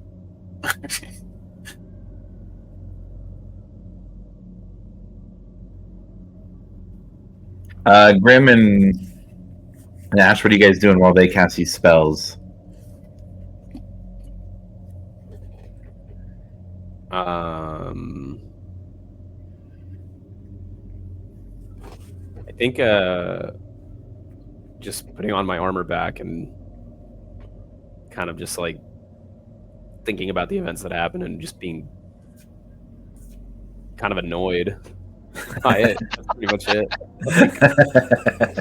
I think in his instance, he's kind of like, God. Slightly irritated by getting murdered. Yeah. I was just like kind of thinking like, what a petty bitch, and that's it. Yep. Like, that's all. Like, I feel like nothing else. Knowing he can't really like commune with his deity right now because she doesn't exist. Right. It's kind of like, I think, for the first time since he's like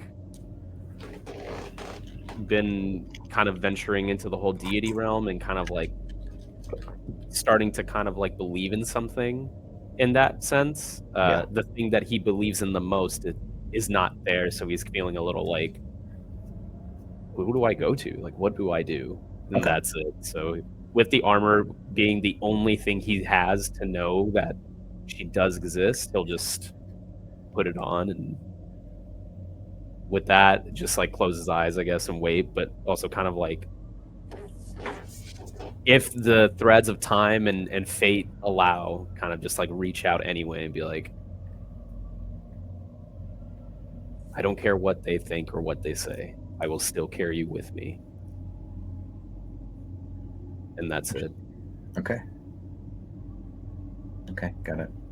I really hope you said that to her as well. Like, you're just lucky my deity doesn't exist right now, because she did. The crazy thing is, like, I don't know. I'll talk about it more once we're done, but I feel like there's more to what she said, but like, I don't know. It's complicated.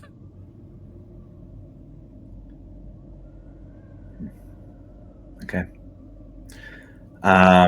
So I heard you specifically say you're closing your eyes. Is that correct, Grim? Yeah. Like, as that's going, I'm like meditating in my own way. I'm closing my eyes. I'm putting on the armor, and like with every latch of the whatever buckles and everything, I'm like, like I'm really trying to, like, even if it doesn't work, and even though I know she's not here, like, that's my sort of way of being like, even when you're not with me, I still carry something of you with me into battle or something. Got it. Ash, what are you doing? Are we still in the same spot? Have we moved? We're just on the same. I moved to the ruins, is what I heard. So there's a little bit of, Okay. not just out in the open. So there's some broken pillars, there's a tilted obelisk, some crumbled walls near where you guys are, basically in the center of that. And those guys are both casting stuff. They're both casting, and Grim is meditating. And Grim looks like he went to sleep. Yeah. I will keep a lookout. Perfect. Roll me a perception check.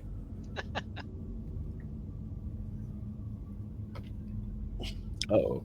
11. 11. What's Ash thinking about currently that's distracting him with an 11? He feels like, showing him a finished version of himself while the gods were the ones responsible for his world collapsing is just, taunting. Yeah. And disrespectful. Yeah.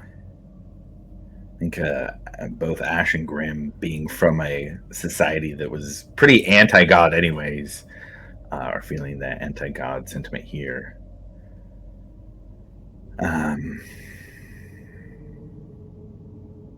Yeah.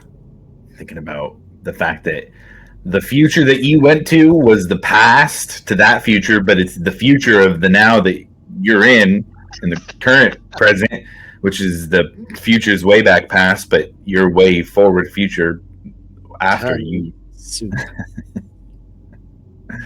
Time is a weird soup, exactly. And, as your eyes turn, they see just that large, like 45, 50 foot tall creature. It has this big, two sets of arms, and it's just walking over to you guys by the pillars, and it's got fur on its back and large teeth. Milo and Varric, you guys hear it behind you as you're casting, and Grim, it wakes you up from your meditation. Let me get some art here real quick for what this thing looks like. I would say this image, and I think about, if I were to measure it, it'd be about 40 feet tall. And being here in the desert in the sand, it didn't quite shake the same way it would other places. And right now, it's probably about 30 to 40 feet away from you guys. It looks like it's about to open up its mouth and roar over by the edge of the ruins here. And let's get that art going. Oh, come on. There we go. Looks like that. Drop that in Discord. Oh, he looks nice. Yeah, he's pretty friendly. I think what we can also do here now at this point, change over to that.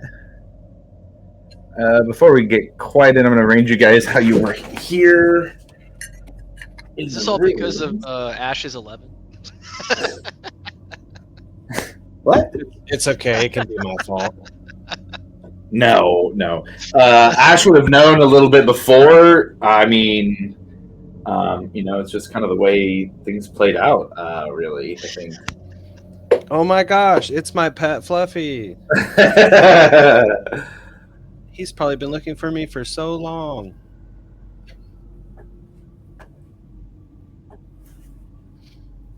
All right, ways out here.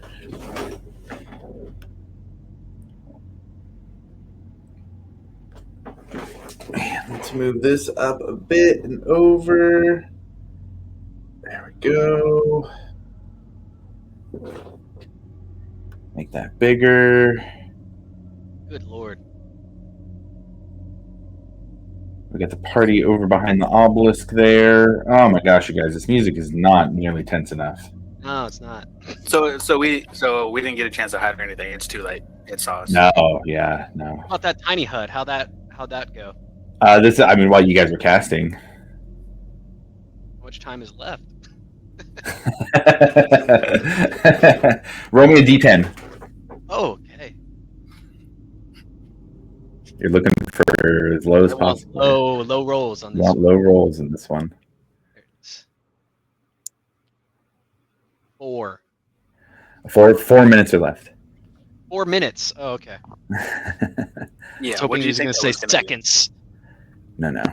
Turn. I was really banking on 4 rounds of combat. 4 rounds of combat and we're safe. Oh, man. No, unfortunately not. Here, let's go this one.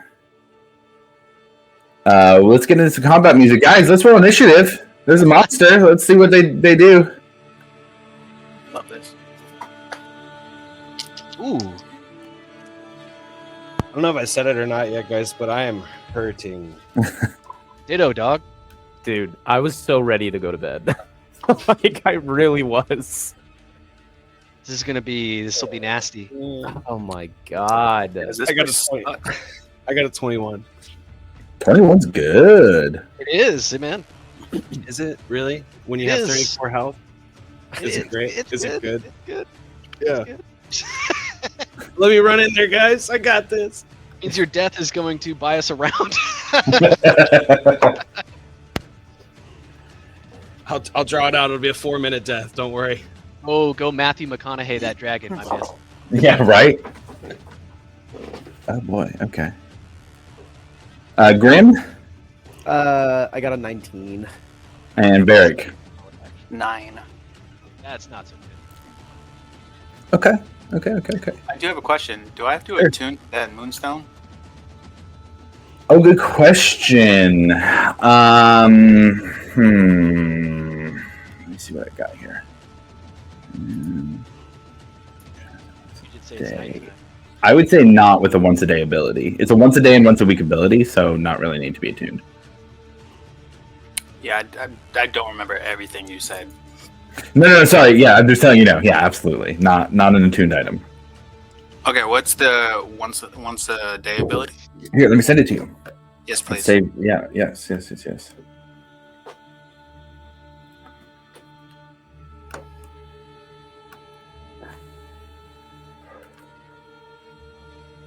Josh, the music and the Egyptian style minis. Fucking loving that stuff. Right Good. now.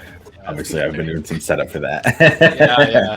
It's nice to see it like in action though. 'Cause Okay. Also, you guys do have Zarm and Honor with you here. You'll need it, but they're also in play for getting hurt in this, so keep that in mind. Milo, you're starting. Ash, you're on deck. What's going on, guys? do we have? You back Nice. here. Let me get a different angle I going was gonna say, too. there's an obelisk in the way. I can't really see a lot. I love that I had to say that just now.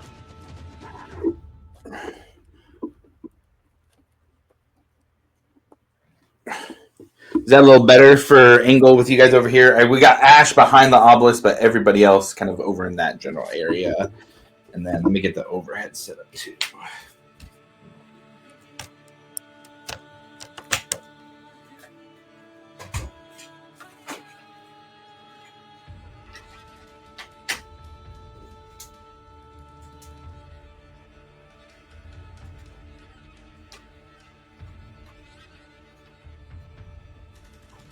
Okay. So where is Honor and Zarm? I can see Zarm, I think. Hold on. There we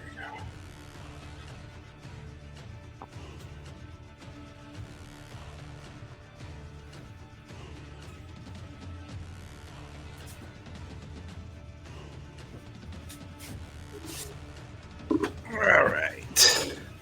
So we have here is Milo. Honor's up here. I'll turn her a little more sideways so you can see the white. I'll turn to everybody sideways so you can see him a little more. Turn this way, and then Ash is over there. So Honor is the white mini who is about 10 feet in front of you, or about 15 feet in front of you, Milo.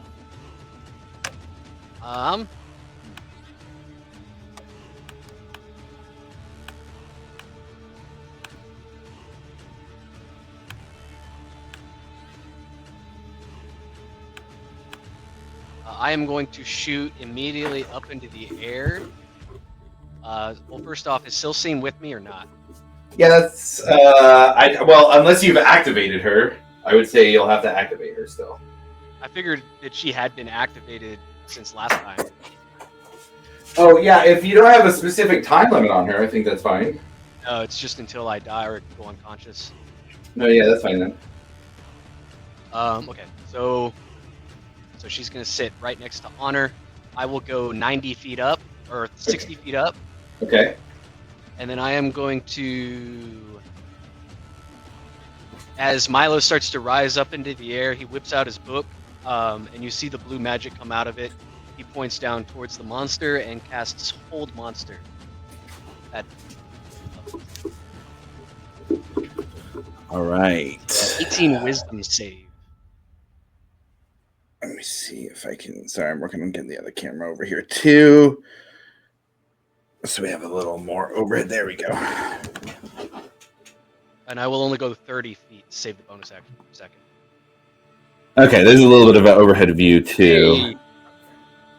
Hey, That one's kind of tenuously on there, so if it goes wonky, please let me know. You said Wisdom 18?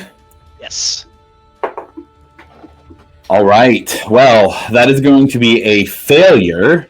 It is going to burn its first legendary resistance here for this giant creature that you guys are fighting. Oh, we love that. Yeah, that's great.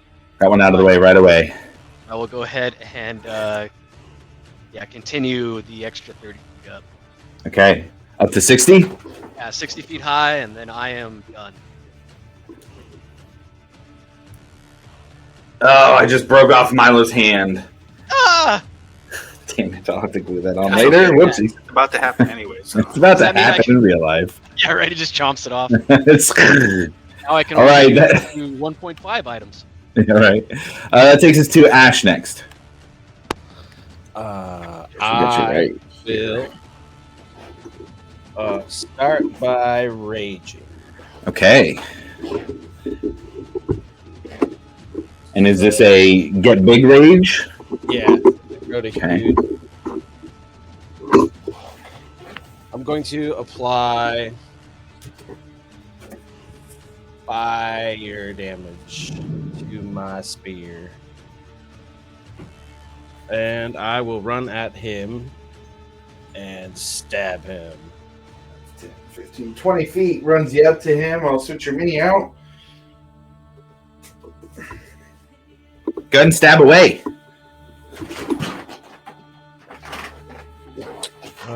24 to hit. Yeah, that's gonna hit. All right.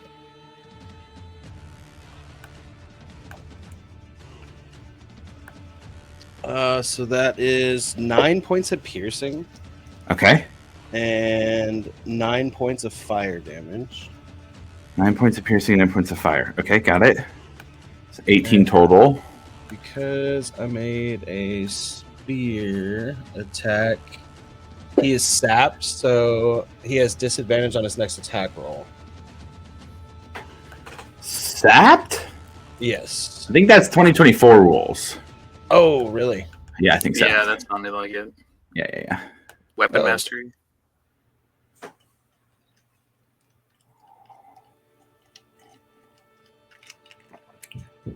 Is Ash by chance a 2024 build? He might have been, yeah. I might have messed Cool. that up. That's okay. We can still roll with it for now. But I am gonna leave the sap out of things at the very least. Yeah, that's fine. Yeah. okay. All right. So we got I 18 will- points of damage on this thing. Attack again, then. Okay. That's a 19 to hit. That will just hit. So that's 9 more points of piercing, Okay. and then 8 points of fire damage. Okay. Nice.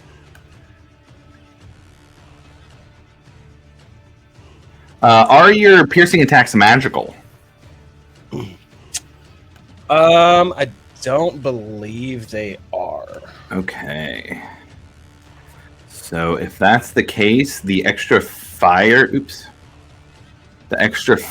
damage that you deal goes through.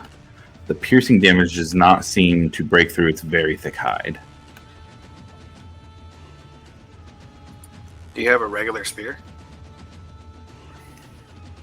Oh no, it's a spear +2 actually. Yeah. Oh, plus 2? Okay, yeah. Okay, you get that then. Yep. Yeah, that'd be magical. Whew. I was starting to get a little worried there. All right. Okay. Anything else for you for Ash? Nope, that's it. All right, we have Grim next. Varric's on deck. Oh man.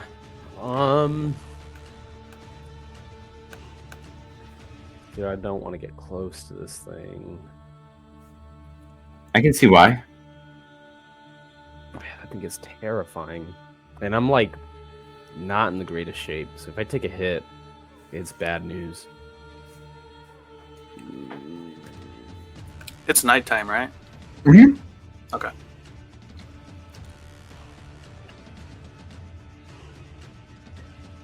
I am going to...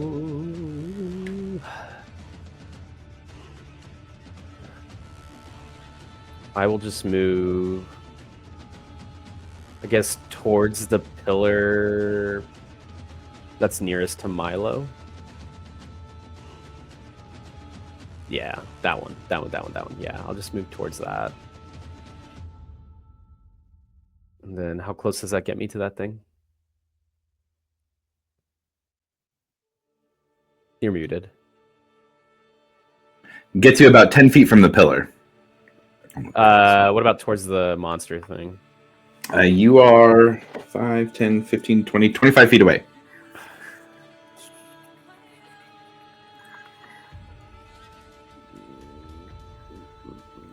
I don't like this at all.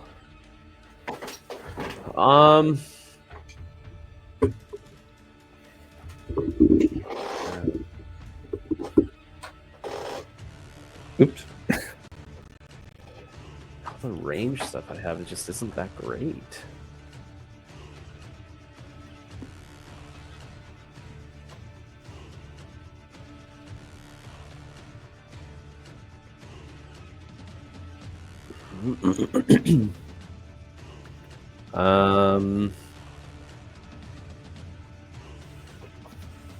Yeah, I'll just manifest my echo like towards the creature, but I can only Okay. In an unoccupied space I can see within 15 feet. So you would be a little too far away, Yeah, but you could get close. could get close.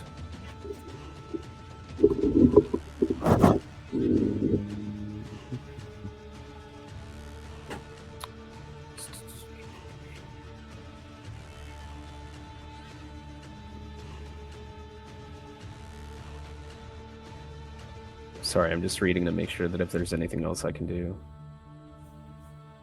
Does that cost a bonus action?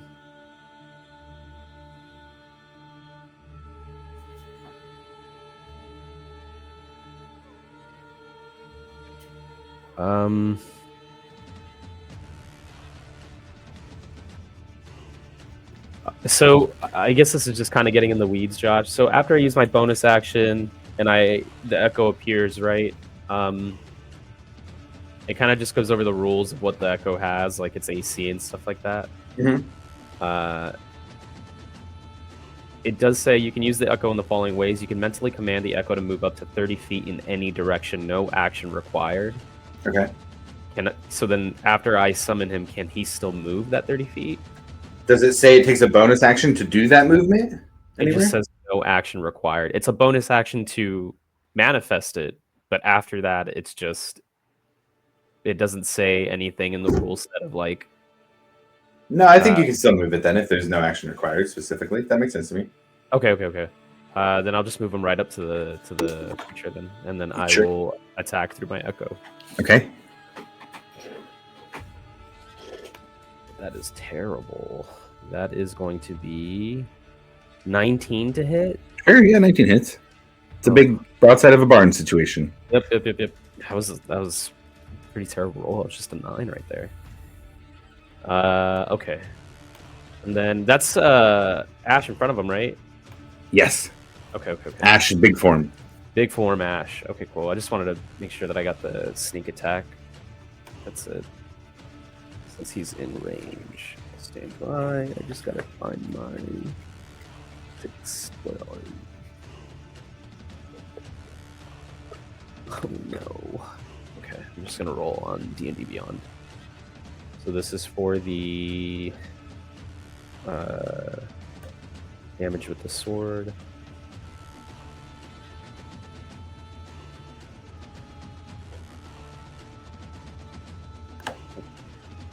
That's 10 points of slashing damage. Okay. And then for the this will be for the sneak attack.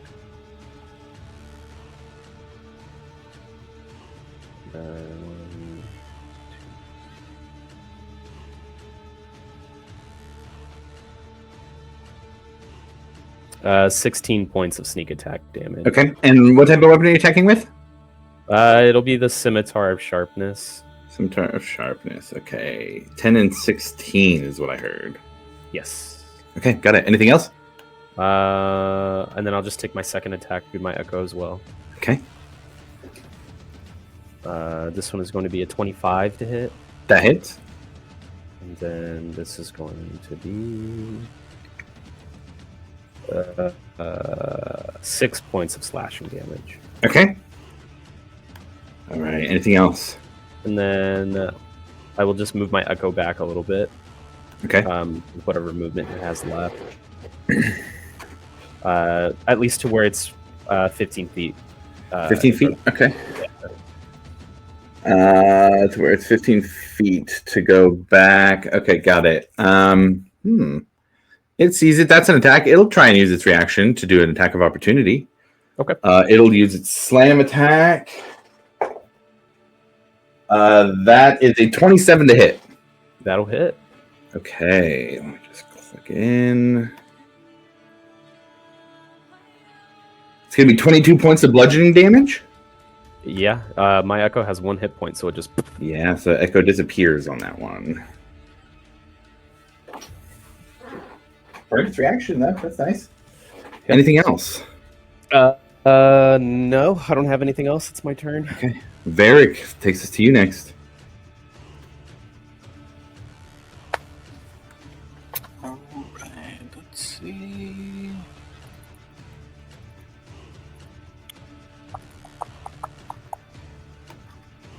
I Have you am back there over by the ruin? I'm going to quick cast haste. Okay. I will move up to the giant creature. 45 is what it takes you. I will. I think it's a bonus action. Double check. Yes, it is. I will use my Vow of Enmity Okay. to give me advantage. And I'm going to swing away. Go for it.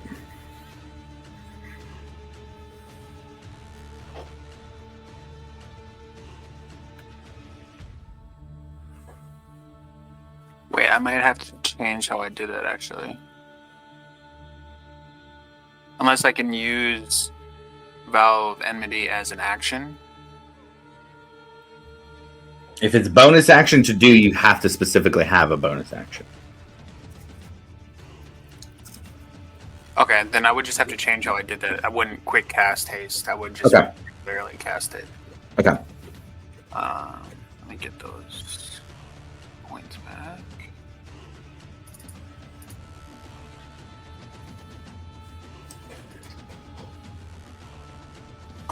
So it'll be 2 attacks with advantage.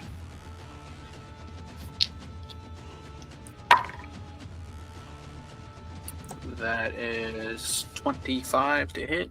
Hits. The second one is 21 to hit. That hits as well.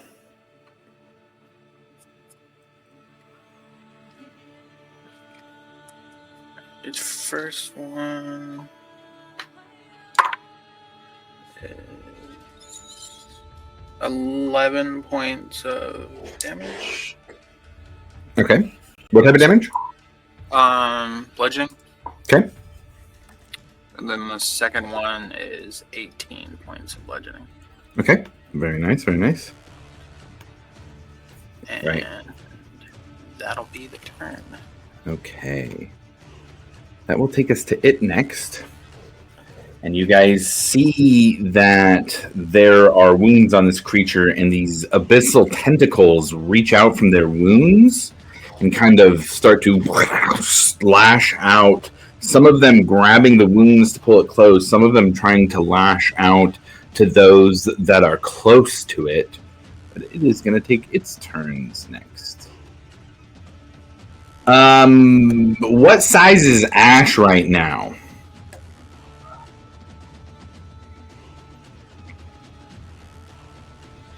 He is huge. He is huge. Okay, got it. So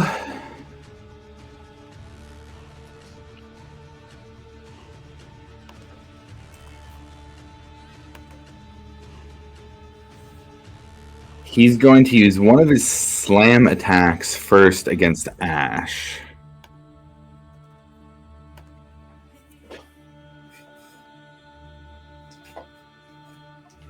Ash, coming your way. That is a 17 to hit.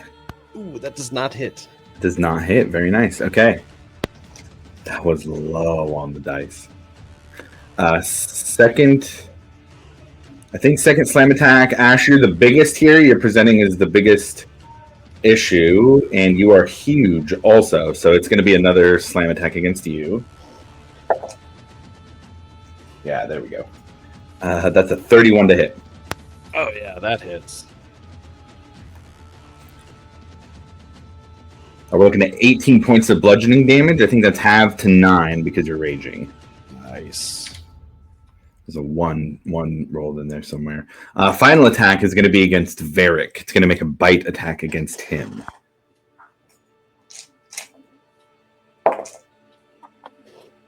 And Varric, that's a 21 to hit. That does not hit. That does not hit. Whew!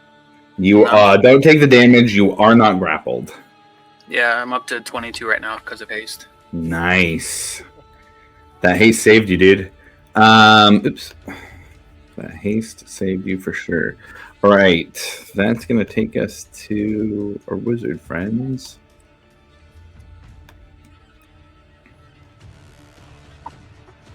And they are pretty tapped out too. Oh god, Zarm's gonna give a bolt, a firebolt at least. He's got 3d10 on a firebolt. That'll hit.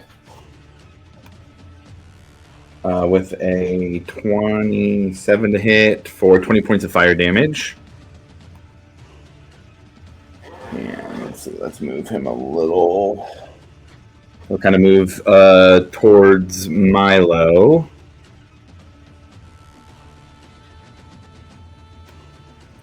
Points of fire, and then Honor's next. She is major tapped out. She's got a second level magic missile. She'll go 1, 2, 3, 4. She got max on that, so 4 times 4, 16 plus 1 is 5, so 21 points of damage to it that just hits. And that takes us back up to the top of initiative. Milo, you are up again. All right.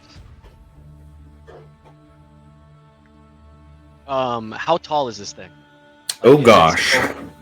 Is it within? Am I still in danger? I guess of being. That hand is 40 feet in the air. That hand is 40 feet in the air. I'm gonna go an additional 30 feet up, and then I am going to hold an action. I would also like to get like right over. Crap. Let's do 15 forward and 15 up. 15 forward, 15 up. Got it. Yeah. Okay. What is that? That puts you at 45 feet total? Yes. Okay. I am then going to I'm gonna use a bonus action to go a little bit higher. Let's do. So I'm at 45 feet. I'm gonna get up to 60 feet with Okay, bonus action sure. movement, and then I'm going to hold an That puts you out of slang range. I was calculating very specifically because there's reach issues too, so that does put you out of it. Yeah, that's what I'm talking about. All right. Yeah, I'm gonna hold a action for when the big bad monster is about to melee attack something. Okay, got it. A spell. Okay. A spell. Hold a spell. Got it. Okay. Anything else for your turn? No, that's it for me. Okay, Ash, that's going to take us to you. You are within range for its aura of unmaking. You are going to take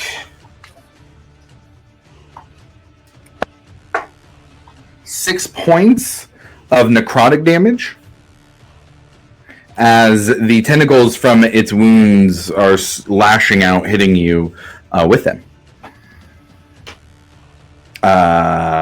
Otherwise, that is the start of your turn. Oh boy. I will use my bonus action for speedy recovery. Okay. As a bonus action, you can spend 1 of your HP dice, roll the die, and regain number of HP equal to the roll. Okay. Do I add my con modifier to that also? Not unless you say it, or not unless it says you do. Okay. I'm gonna do that. Okay. How much do you heal? It's gonna be a 1d12. Okay.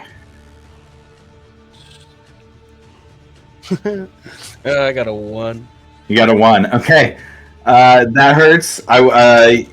It rounds up to 1 anyways, but you do find within the aura of unmaking, healing is half as effective. It rounds up to 1, so you still get 1 no matter what. I'm not going to take 1 hit point from you, but you realize that that would have been half as effective as it normally would be in this range, as the darkness kind of extends out from the tentacles. Ooh, that's a feeling circle. Well, then I'm gonna stab him with the spear. Go for it. Ooh, that's an 18 to hit. That just hits. He found its AC. So that's 7 points of piercing. Okay. And 6 points of fire. Nice, nice. And then I'm gonna stab him again. Stab. This one's a 24 to hit. Okay. That hits. Ooh, that one is 14 points of piercing damage. Very nice. Okay.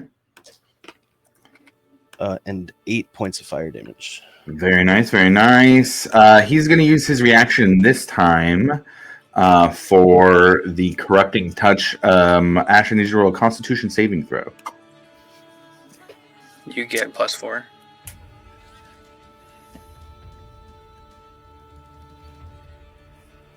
I got a 4 on the dice plus my 9 plus your 4. So 8 plus 9, so 16? No, 8 plus 9, 17. 17. What did I have that set as? Varric saved you on the DC 16 save. You do not gain a level of exhaustion for that. Dang.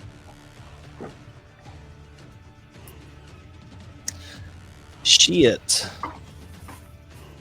Man, that's I think that's all I can do. Okay, that takes us to Johnny Grimm next. Man. I really don't have a lot to do, so I'm just gonna do what I did last. Just summon my Echo, move them up, and attack through my Echo. Okay, yeah.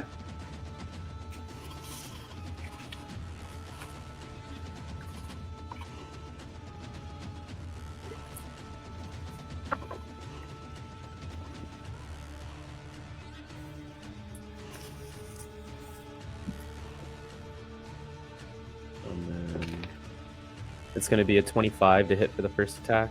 That'll hit. And then the second attack, 29 to hit for the second. Yeah, both those will hit. Okay. The first one I'll roll with the sneak attack. So here we go.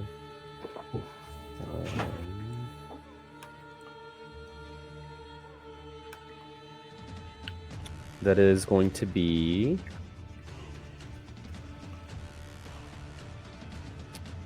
8 points of slashing damage. Okay. Plus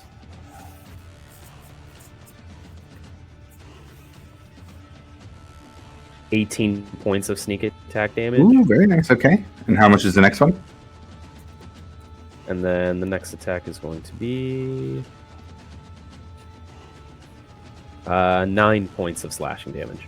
Okay, very nice. You guys are starting to see like this purple ichor-like blood that the tentacles that are coming out of the wounds are trying to desperately pull back those wounds. But you're making them at a pace that they are growing. It's looking pretty rough.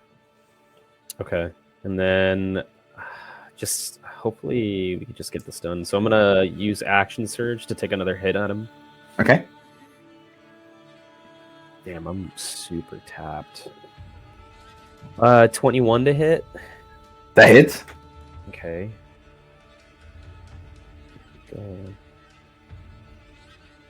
That's going to be 10 points of slashing damage. Okay.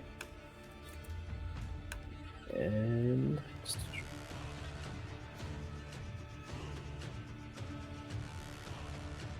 that is it. I'll move my Echo back. Okay. Within 15 feet of me and then stay where I'm at. He does not have a reaction to try and kill the Echo this time, so the Echo's going to stay out. Anything else for you? No, that is it. Varric, that takes us to you next.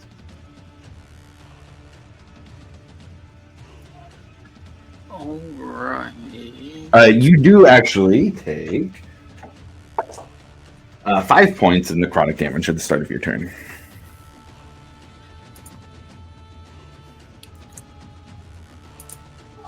As the lashing tentacles reach out and hit you.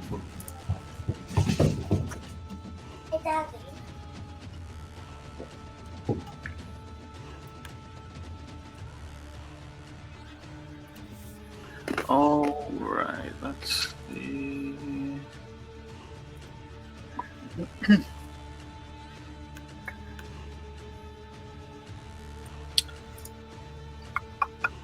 I am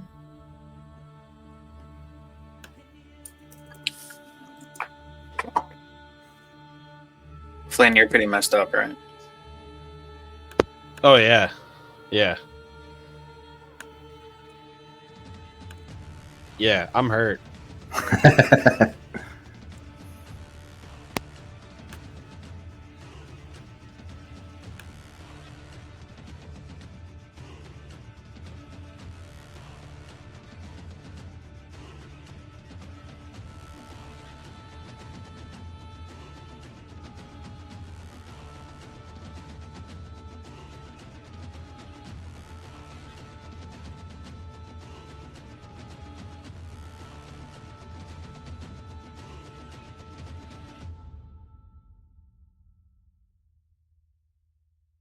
Ooh, Kendall's Wi-Fi just went out. He's not there.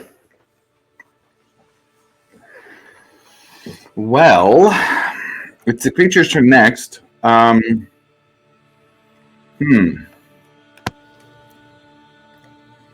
is really super important for him to be able to do what he was going to do. Shit. Sounded like maybe a heal was happening. Sounded like a heal was happening. That could affect what happens next turn greatly. I think we have to wait for him to see what happens. Let me see if I can... let's see. Hopefully it's not out for the rest of the session.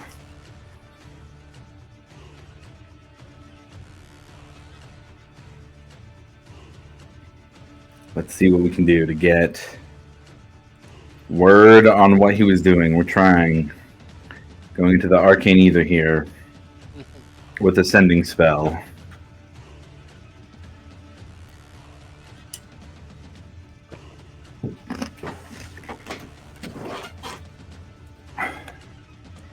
The Man. Lots of Doom are really keeping me on edge. Yeah. No What's kidding. he gonna say? Yeah, because it's gonna. It really will. The next, its turn is right after him, and I was it's gonna be like, brutal. no, I wasn't gonna heal. I was actually gonna hit Ash. 6th level cure wounds, because that's how he has 34 points of healing for Ash, then 2 attacks. So you guys see Varric send some healing. 34 points of healing is what it would normally do. It's 17, Ash, because you're in the aura of unmaking. That's still a lot, though. The 17 is still pretty fucking good, given the current situation. Double what I had. Oh, here we go, and it looks like we got him back. Hey, there we go. Lucky. That was. Heal was 34. Okay, that's 34. In the aura of unmaking, that is 17 to him. It's fine. And then I was making my first attack and rolled 31 to hit. 31 hits! Turn them in the middle here just for...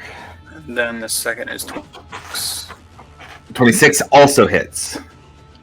And I totally forgot I had this on my last turn, so I will use the Blood Fury. Okay. I think I can use it.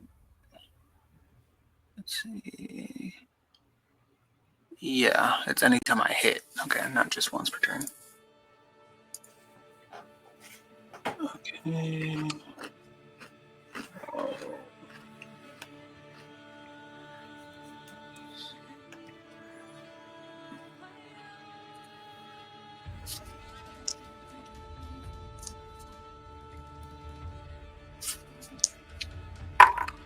So the regular hit is 16 points of bludgeoning. Okay. Then the Blood Fury is 14 points of necrotic. Okay, so we have 30 total there. And then it heals me for that much. I'm guessing I still only heal for half. You'd heal half, yeah. Okay, then the second attack. 14 points of bludgeoning. Okay. 13 points of necrotic. 13, okay. It is looking really rough. It is still up.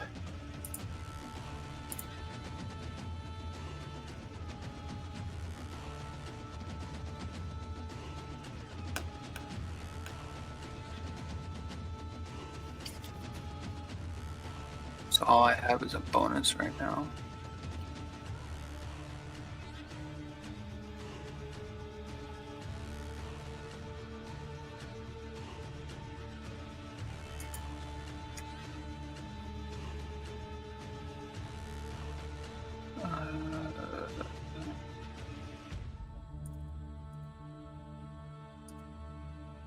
I will quick cast.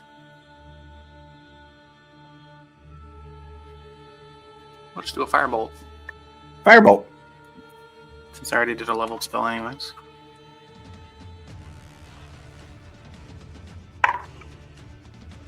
$27 to hit. Hits.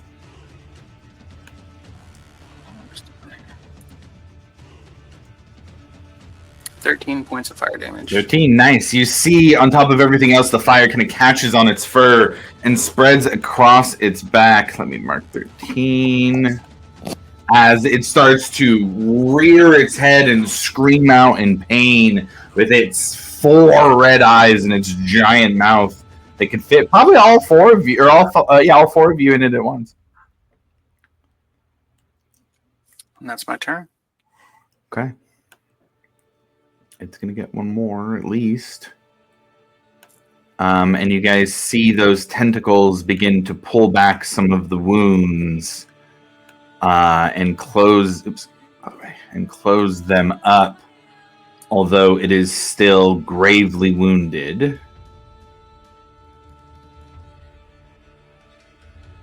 Yeah. Has to do that first, though. Okay. Let's see. 20 feet. Milo, man, I'm just going to say it was really smart for you to take that extra height up.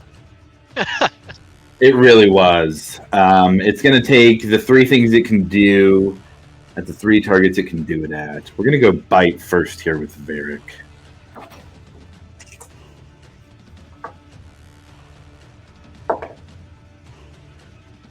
It's a 27 to hit.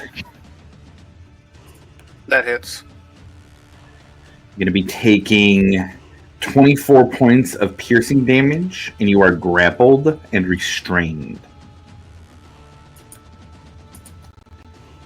You are bit and in its mouth. I don't know if I can hang that on there. I don't think I can actually hang that on there. Maybe I'll get some putty and actually do that. But you are bit and in its mouth. I'll just tell you, you are grappled on your turn. Your escape DC is 21. It's going to use one of its slam attacks against Ash. I will invoke my trap card. Oh, trap card. Yeah. And I'm going to cast Vortex Warp on Ash. And I'm going to bring him back 30 feet. 30 feet. Which direction? Straight back. This way? Yeah. 5, 10, 15, 20, 25, 30.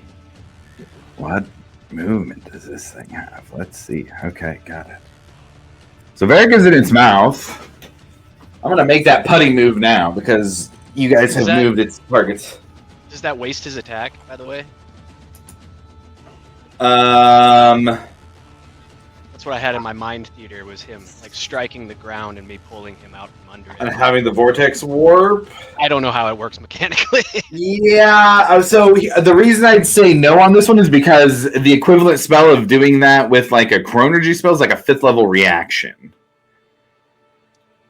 And so holding a spell for Vortex Warp, if you're putting it after, you said after they get attacked, right? So after Varric gets attacked is when you were trying to do it?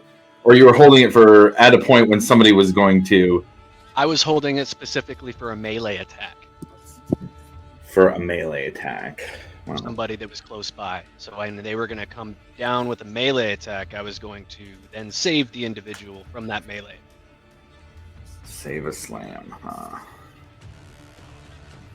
Yeah, I think that saves a slam. I'm not gonna... Yeah, let's work that out if we can do it that way. Moving forward as... Because I guess you're burning a reaction and the spell slot.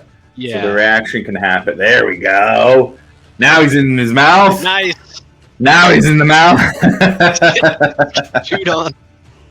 Yeah, I'll have that burn one of his attacks. That makes sense to me. He'd come for you if right now, by the way, if he saw that happen. He's going to use his charge ability now, since the thing is farther away than him. Oh, man. But Grimm's closer is the thing now. Grimm and Ash, roll me a D100. Oh, no. Sorry, Grimm, you were made the closest default target. Yeah. Oh, 25. Ooh. Grim's out there doing like the Capoeira dance. I got a 2. A 2, okay. I was going to go with whoever got closest to my D100 roll, which was a 31. Grimm. He has one attack left. He's going to charge at you, being the closest thing, and with Varric in his mouth, he is going to come at you with a slam attack. Does he go past my echo that was in front of me? He doesn't move out of your echo's range because he's so huge. Oh, okay, gotcha. So he's within 5 feet of your echo. He's kind of on your echo. Yeah. But he's not out of range. Yeah, he doesn't leave the range also. We're looking at a 25 to hit on that one. Yeah, that hits. Okay. So first thing is you're going to be pushed 20 feet away and knocked prone. Mm-hmm. 1, 2, 3, 4, 5. Knocked prone. Because he charged, he's going to get some extra damage on this too. Great. I'm not going to lie. This is going to be bad. The initial attack is going to give you 26 points of bludgeoning damage. I will uncanny dodge that to have it. Okay. We're not in the halving mode yet if you're dodging all the damage from the attack. Oh, okay. That plays out in your favor. Gotcha. Because you got to have the rest, which is another 38 on top of that. Christ. So we're looking at This is a big boy. 64 total damage, so you're looking at taking 32. Holy fuck, dude. Uncanny dodge while ragdolling. Right? I dodged it! How's Grim looking? Is he still up? Yeah, he's up. But Okay, good. like, Good. I cannot take another hit like that. Ah, well. Oh man. You might not have to. Honestly, that was a big move by Milo to take away one of those extra attacks. He's out of action economy for the turn. He's moved about 25 feet. Milo, God, he is right underneath you. Like, he jumps, and his giant hand just goes right underneath your feet, man. Oh, God. Right underneath your feet. That is all he can do, though. Nope.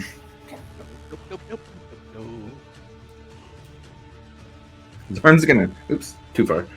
Go back here and throw another bolt.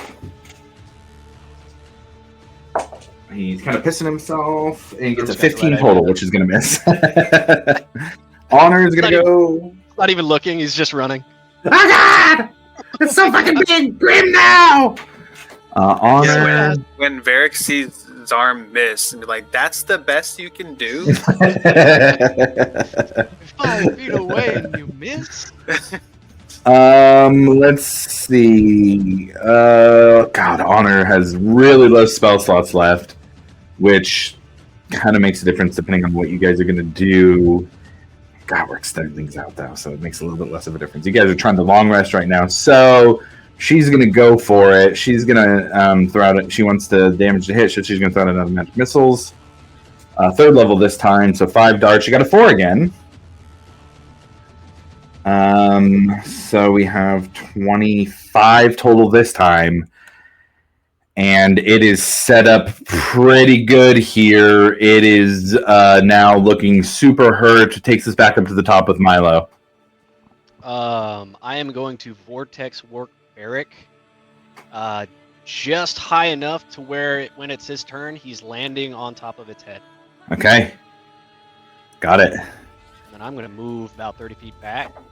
Oh, I don't like being that close to this thing. It's stinky. Oh, and you vortex warp him out of the mouth, you bastard! God, that was such a cool mechanic, and you're taking it out of his mouth. All right. And then Anything I else had for a your turn? question, Josh. Yeah, hit me with it. Yeah. So one of the things that I was talking about before is I took that spell driver feat, Uh huh. which allows me to cast multiple spells in a turn as long as they're not 3rd level or higher. Uh huh. Can I hold one of those spells? Spell driver. Yeah. So that sounds like a 2024 feat. No, it's a critical roll thing. Yeah. Oh, that sounds closer. Also. So if you don't like it, I am 100% okay with changing that. That's what my question was a long time ago. But Yeah, and you asked me that specifically. You said, "Hey, what about the critical role feats?" And I said, "Yeah, let's use them, especially this close to the end of the campaign." I'm holding to though. I said those words, and look, honestly, if it's critical role, that's kind of the campaign we're running, so I'm fine with that. Make it fucking happen, Milo. okay, cool. I am going to then hold a 1st level spell again for a reaction. Okay, that's your use of it, is to hold a spell. Yes, but it is a bonus. What's your action. turn? Can I even do that? That's all right. Okay. I'm fine with that. Yeah, that's fine. As long as you're burning your reaction too. What's your modifier? What's the behavior? What thing are you reacting I'm to? going to be holding a healing word for if anybody goes down. Oh, nice. Okay, got it. Okay, cool. All right, that takes us to Ash then. Ash, you are still 15 feet away now that he's moved up. So you're going to take 3 points of necrotic damage at the beginning of your turn. Then you can go.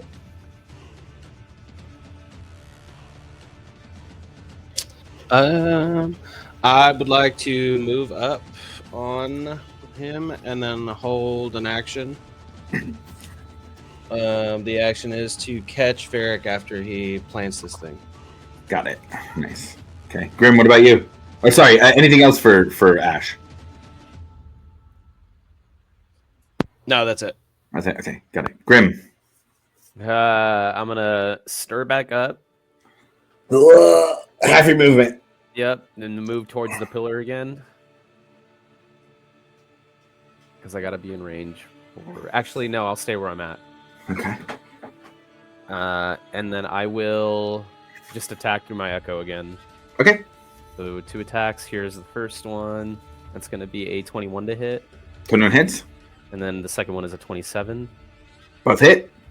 Now that Ash is back in range, I could do sneak attack for the first one. So we're going to have 6 points of slashing damage. Okay. Plus 17 points of sneak attack damage. Okay, nice. And then the second attack, again, 6 points again for slashing damage. 6. Okay. I'm going to ask because we got Varric at the top here. 6 on its own where it's at is enough. Why don't you guys flavor that fatality with a Varric above him? How do you guys want to play this out for that flavor, that fatality? Varric's above him? Yeah, Varric's above him. Milo Vortex warped him above. And so that's kind of the setup right now. He's just above with an attack waiting. Okay. I think as I'm attacking through my echo, I'm simultaneously running towards Ash. So the echo takes like 1 slash at like its belly and like just cuts it open. Hell yeah. While that's happening, I'm like climbing up Ash's back and I'm literally just jumping off of one of his like the top of his head since he's so big, and I'm literally just coming down with the sword right at this thing's eyeball. Love like it. for the final hit while I'm waiting for Varric to come down as well. And for Varric, for your attack coming down that Milo had warped you for, what does that look like? I think I've kind of done it before, but he would use the swing the maul to give him some sort of momentum Nice. into a spin, and then just come down on top of the head with the maul. Becoming a little bit of a signature move, you guys just see darting as the skull is crushed. Grim goes in, cuts the stomach open as these large intestines that could easily fit any of you spill out from its body, and the Udak falls to the ground dead.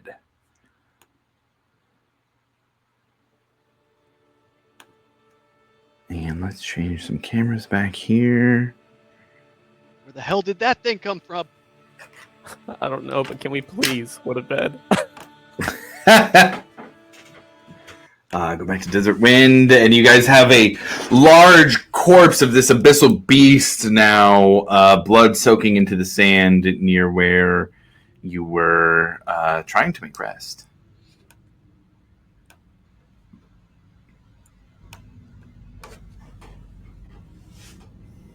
I'm just gonna take what I can, chip away one of its teeth or something like that as a little keepsake. Sure. Got horns, I'm keeping a little piece of horn out of there. Whatever I can get. Nail, teeth, doesn't matter. I'm just breaking off fragments of it and keeping Yeah, it. this thing is gigantic. There's 2 large fangs. They could be fashioned, they're big enough to be fashioned into swords. So you can add an abyssal Udak, Udaak for the spelling, abyssal Udak fang. Mm-hmm. Perfect. You said 2? Just 1. Just one. Is there anything coming out of its stomach that he opened up? Oh yeah, there's definitely some you see the outlines of bodies in the intestines. Absolutely. Anything good on those? Roll an investigation check. Oh my god, please tell me I can help him. We got a gold watch, everybody. 25. 25. Yes, there is one of the as you kind of cut the intestines open, it just spills out, and you see the dead bodies of a few humanoids. Interestingly, some of them are lizard folk, but there is one set of armor that has just bones in it now, and the armor is corroded, but there is a large sword that almost looks flared at the hilt. That it hasn't corroded at all. Looks like it's a magical item that has probably kept it from corroding. I will take that sword. absolutely. Can you imagine eating a sword and not being bothered? Is it any particular type of sword or just a sword? As far as you can tell, it's just a sword. Other Okay. magical means might identify it. Milo. I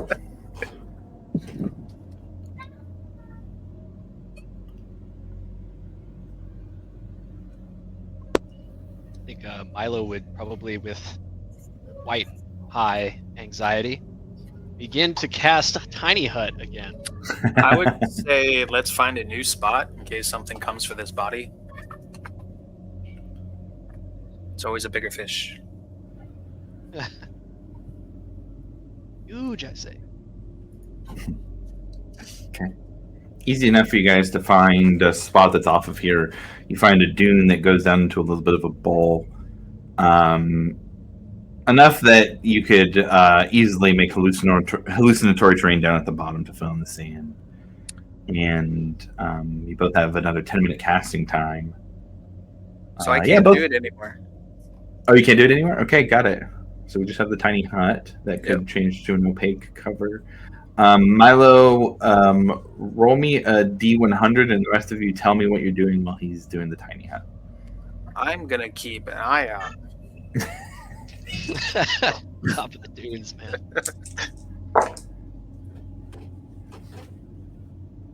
26, if you did not see. 26. Barrett, go ahead and roll a perception check for the lookout.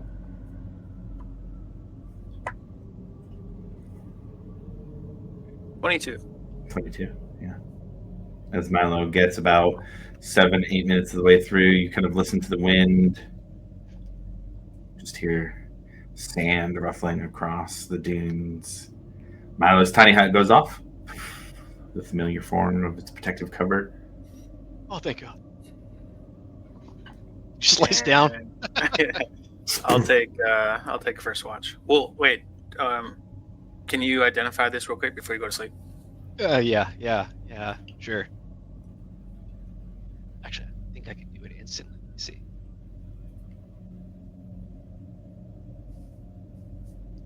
And while you guys get settled into the tiny hut, I'm going to do a quick bathroom break. Back in 30 seconds. Dude, that shoulder block that thing did fucked me up. If it wasn't for Uncanny Dodge, I'd be dead. I was thinking, what's like the heaviest, or like what's the largest attack we've suffered from something? That had to be up there, right? I mean, for me, yeah, that was definitely like one of the heaviest hits I've ever taken. But I can't remember if... I think when I tried to save Ekimos' brother, I took a pretty big hit there too, because they all fucking mollywopped me or something. But I can't remember if I was just super low in health. The Moonweaver did just floor you completely. Oh, yeah. The Moonweaver is the hit I did take. She said max death. damage immediately. Yeah. That sucks. Just like, wait, what? That golem thing I fought before the tournament. Dude, When yeah. it finally did hit me, it fucked my shit. That was badass. That was an impressive display of power, my friend. I was like, oh yeah, that hurts. Ooh.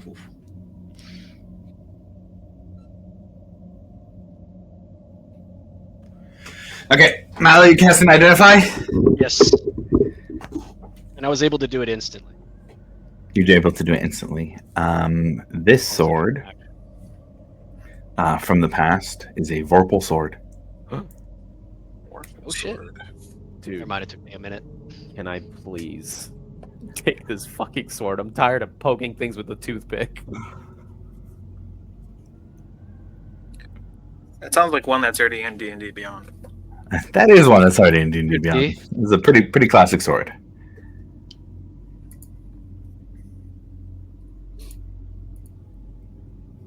Also, now that we're in the tiny hut, I'm gonna change the vibe a little bit. I think it's still solemn and quiet, but you guys are now pretty safe in your 3rd level spell protection.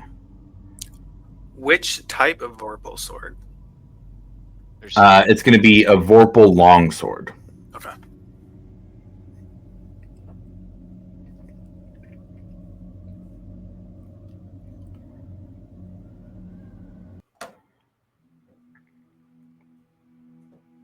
Is it potentially thin and a finesse weapon? No. No, okay. I was asking for a friend.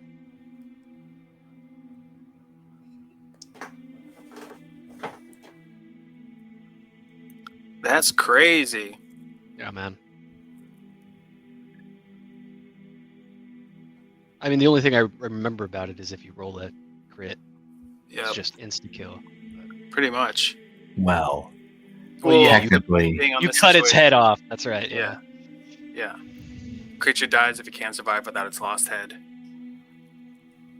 however, going up a fight against the 5-headed dragon. A creature is immune to this effect if it is immune to slashing, doesn't have or need a head, has legendary actions, or the GM decides that the creature is too big for its head to be cut off with this weapon. Such a creature instead takes an extra 6d8 slashing. So the biggest one I heard was legendary actions. It Yeah. has legendary actions. This does not matter. This does not kill it. Doesn't But you kill still it. do the extra damage.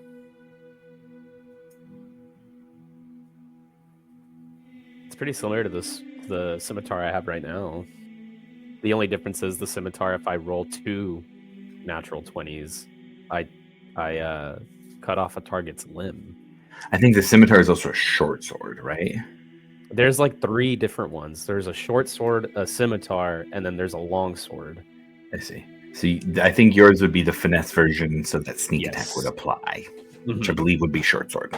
Yep. It said the scimitar is also a finesse weapon. So Okay.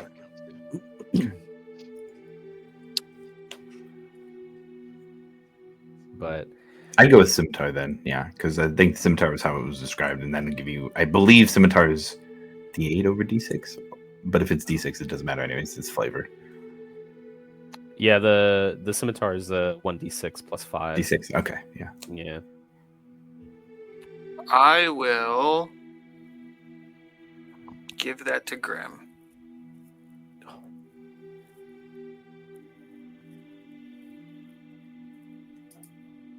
Thanks. You just No, better you land look- some crits. Oh, I need to look it up. Yeah, Vorpal Longsword. Warple. Listen, I want to tell you guys that was not a fucking easy fight. You guys made it through, and nobody went down, but that was not an easy fight. I have 10 health. You guys, yeah. You guys are really great at combat. Great job. Thanks. If I take the long sword, Josh, do I not get sneak attack with it? Correct, because it's not a finesse weapon. Ooh. Yeah, that's what I was thinking. If it was like a Fuck. katana, it'd be cool. Katana, a Vorpal katana. Vorpal katana. There is a Vorpal scimitar. This, however, is not a Vorpal scimitar. Longsword, you said? Yeah, Maybe we long could just sword. like whittle Well, away at the end of it and make it shorter. Here, I'm gonna try. Where's the rock? This is all sand. We need a bigger rock. how I mean, at about this point, it's, Josh? Uh-huh. Can I use my smithing tools at all? You wouldn't be able to do it just out and about. Hey, I've got smithing tools. That's a conversation you could have. It would take some time, I guess, is what I would say. Hey, you guys are in the primordial Exandrian past. If there was a smith who might be able to help you to do it, this would probably be the place where they could do it quickly. Ash, what does your spear do? It stabs. That's good. So 1-to-1, I mean the Vorpal sword stabs too, so we're already on the right track. You make a good point. But can it do this? And he looks around for a piece of trash on the ground to stab it with a spear. It's just sand, man. I already looked. Is there any trash on the ground for me to stab? with my Roll an spear? investigation check. It's out of like a 10-foot I- diameter. I take it you still want your sneak attack. Oh, dirty 20. Oh, dirty 20. Yeah, you find 3 bug carcasses, very small, but they are technically trash. Oh, I accidentally rolled. Sorry. Clicked the wrong thing. Hmm. You just see me stab the bug carcasses with the spear. I feel like it could. Dude, I would love to have the sword, but I think the scimitar that I have is more in line with how I can use it. That's the only thing. So how about I'll hold on to it, and then if we Yeah. can figure out a way to make it a finesse, then we can make that trade.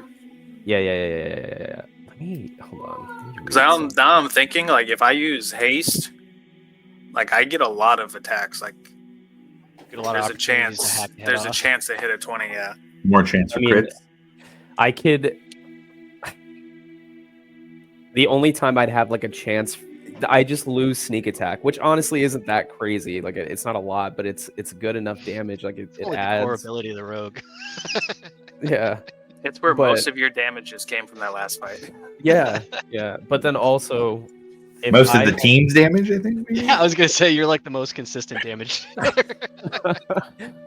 I feel like the only time I'd really, I mean, even with the scimitar, it hasn't really, it hasn't happened yet since I've gotten it. But the only time I really have a good chance of landing it is if I like really cheese like with the way I did it with Uthprint, where I just like attack, unleash incarnation, action surge, attack, unleash incarnation. But I've done that twice, and I've never landed 2 natural 20s.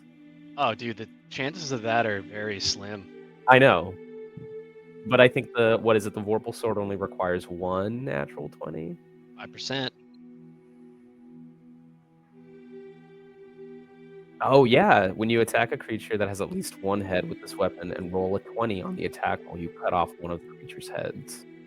Damn, that does change things though. Now that Going I'm up reading against it. a 5-headed dragon, maybe it's not about the total damage output, but the ability to cut off heads. I mean, yeah, unless it's like Hercules and it just sprouts 2 more after that, and then we're just overrun by like That's a Hydra, not a dragon. It's only halftime.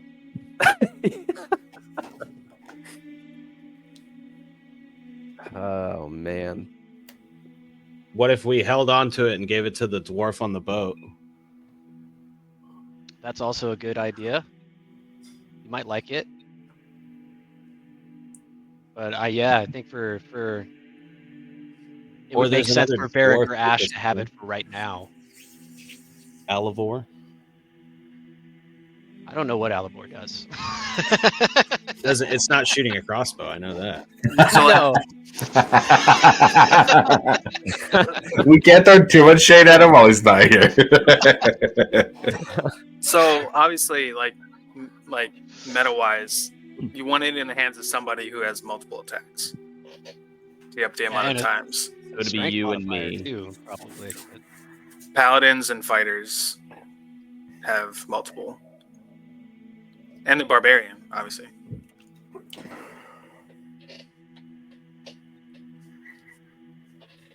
Yeah. His arm says, "I'll fucking take it if nobody claims it." You Fuck can't even off. hit with a firebolt. dude. Shut the fuck up, fuckface! I'll take it. I'll kill everyone with it. You have to be attuned to it. Sorry, man, Yeah. you need to sit Yes. down. He's like got a plum wine skin. Fuck you! I'm fucking fine. I can hold my liquor.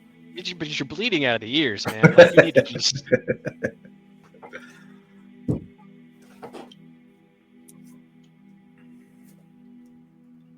Well, I am going to go to sleep. Whatever you guys do with the sword is on you. Ugh. Oh, you can two-hand it.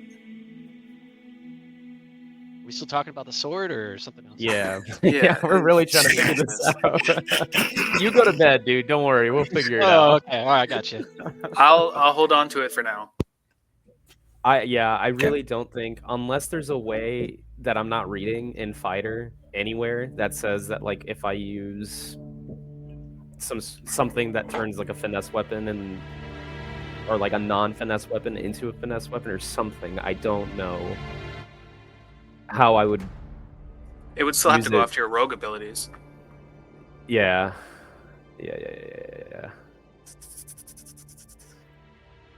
I think if I were to take it, I would just lose my sneak attack, which, I mean, You What need are- your sneak attack, dog. Yeah. What are you attuned to? me, Yeah. right now, I am attuned to... Where in the world is my stuff? Inventory. all at the The bottom. very bottom of the inventory, it'll show you. I the have a tunes. mantle of spell resistance, my scimitar, and my silent armor. Wait. All right, have you been popping up with that mental spell resistance? That sounds pretty good. Nobody has attacked me with spells. We've been going up against a lot of things that are like more Smashy. smashy, but anytime we deal with something that can cast spells at me, I usually just throw a smoke grenade. I blame you for that, really. Like, I have there's the no smoke way, grenade. boy. I mean, I think it's come up once or twice, but the mantle of spell Okay. resistance, it gives me advantage on saving throws against spells. Yeah, sorry, I just heard that and was like, oh, damn, that's pretty good. We haven't had that come up much. Can I? I think I don't think have I've that. ever heard you say it was that. either Milo or Alivor who gave it to me. I can't really remember, but it was right before we were about to fight Trent, I think. But again, I just used smoke bombs. Plan A is the smoke bombs. Plan B is the When in mantle doubt. of spell resistance. Shit, all else fell. Well, does anyone need a cloak of protection? Can I wear 2 of those? I don't think that you can double up on things. I don't think there's anything saying you can't, as long as you have the attunement slots. The hood's not going to work as well, when you're wearing it on. Yeah, right. It'll Once look on the goofy if front. you have too close. Right? I wear the other one around my waist, like just doubling up capes, right? Oh. Capes. Look, if you want to use an attunement slot for 2 closer protection, I think I'm fine with that. Unless anybody can point to a rule that says you can't double up on a specific magical item, I think I'm okay with that. You're the rule maker.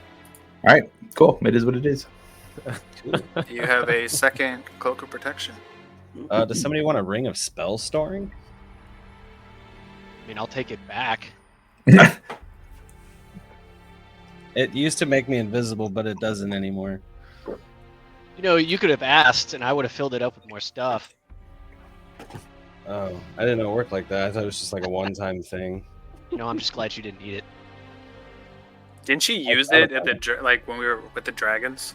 Yeah, it made me invisible for like 10 minutes. It was cool.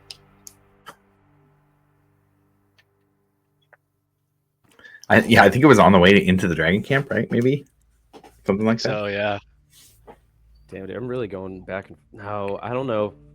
I think you'd get more use out of the sword, Varric, than I would. As much as I would like to have it, I just don't think it's like...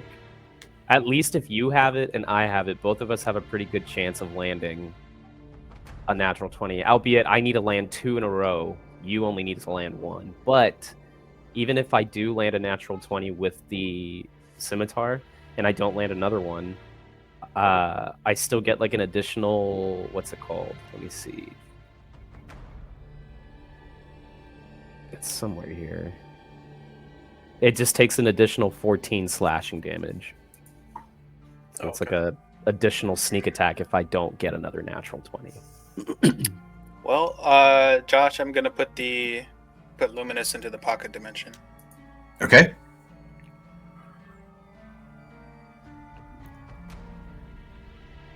As you guys are all kind of talking about what you've seen and done for the day, the weapons and who they're going to go to, you guys see the spirit dragons flying overhead. Didn't involve them as mechanics for the last fight, but just wanted to acknowledge that they're still around. They can still fly you guys around if you'd like to go anywhere or involve them with anything. Totally forgot about Skydance up there. Sky Dancer. Did the Does- words you told us to remember, did that ever come up? Not yet. No, we Okay. could absolutely play with that a little bit now if you wanted to. But otherwise, next time we get into the sky with them, I'll bring it up. Well, you guys should go to sleep, but I'll keep watch. Okay, good Right. night. I'm gonna lip. Not gonna say Zar- no. Zarm will stay up with Varric.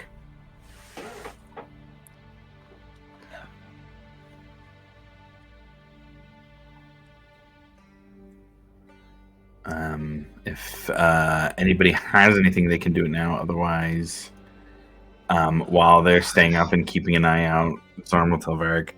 I mean, shit's kind of fucked up now, right? I mean, holy hells, we're in the past, talking to gods and fighting giant monsters. I mean, I feel like we've done this before. We're just in the past. Yeah, I mean, things are bigger now. That thing is bigger than most of the things we fought before.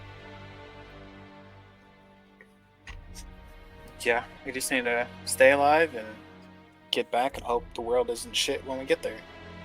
The world's gonna be shit, Varric. I think that's one thing we know, right? The world's shit no matter what we do. Yeah. The most we can do is hope our part of the world isn't as shit as the rest. I guess we've done what we could to make it happen. We have. There's still a king floating around somewhere in the Dwendalian Empire. We know where he's at. So does what's left of the assembly. Chances are they're where he's at. Yeah. Hey, you kind of left me hanging when people were punching me and shit for killing the prince. Just want to throw that out there. I tried to stop him. I remember Grim punching Zarm pretty handily. No, we all rolled 30s or something. Oh, did you? Okay. All right. Yeah, all right, a couple of us were trying to hold him back. I And think then they he held ro- me he rolled just high enough. Okay. Yeah. So it wasn't like, hey, stop, I was a part of this too, but like, no, don't punch him. No, they actively. I think in the beginning they actively tried to stop. Okay, him. okay, I okay, just there's that. He met- said okay. he rolled high enough to slip one through. Okay. So there's someone. Okay, cool. Yeah. Okay. Zarm won't say that then. Yeah, he'll pull that back. He will say though. What do you think?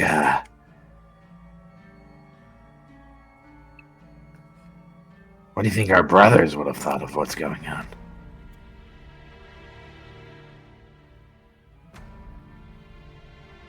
Our brothers. His Yeah. brothers? Yeah, the one you killed, the one I killed. Oh. You have a brother. He was on the ship. From what I heard, I wasn't on the deck, but rumors travel fast on the ship. Not much to talk about on the ocean.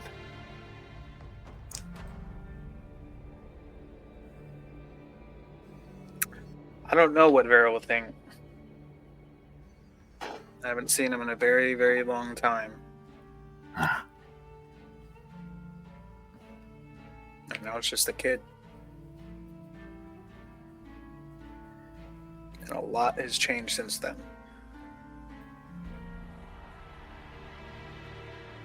if you could go back, would you kill Zeld again? Just knowing everything and how it played out, who he was. His brother? Yeah, the one you killed at the Nimblefoot clan. I thought it was Grizz. Am I remembering wrong? Zeld. Yes, you're right. Yes. I was like, I'm just forgetting people. Sorry, getting my goblins mixed up. Yep. Kriz and Gurks were his brothers. Yes, you're right. Yeah. Would I still do it if I know what I know now? Yeah, he's asking if you'd kill your brother. Or kill his brother again, given everything the way it is. If his brother was in a cage in front of you right now, would you kill him to try and keep things secret? I don't think so. I mean, I feel the Varric then was very much aligned with what I thought the Empire was. But now you can see it's falling apart, and it's not really the Empire, it's more the Cerberus Assembly. Is that what you tell Zarm? Yeah. So sometimes it's not just about killing who's within that power structure, it's killing who needs to be killed without on the outside of it too. Yeah, I mean, it's just all about perspective. Yeah. What I thought the Empire was, it actually wasn't. Was his life worth the lesson you learned?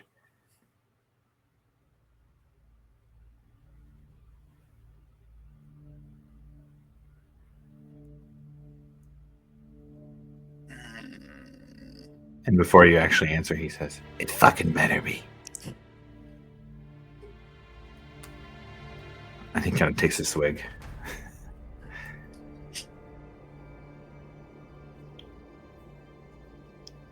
I will take a swig as well. Yeah, it's a plum wine, very sweet. I still believe in what you're doing, Beric. I mean, look at where we are.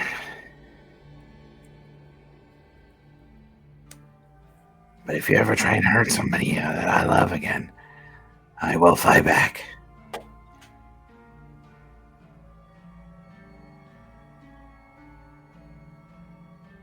He'll just nod. He's drunk enough that he'll say, but I really, really wouldn't want to fucking fight you. Because I don't know that I would survive that. But I'd do it if I had to. Maybe if you tried to, like, kill Milo or something, I don't know. You wanted a beast to roast and take over for him.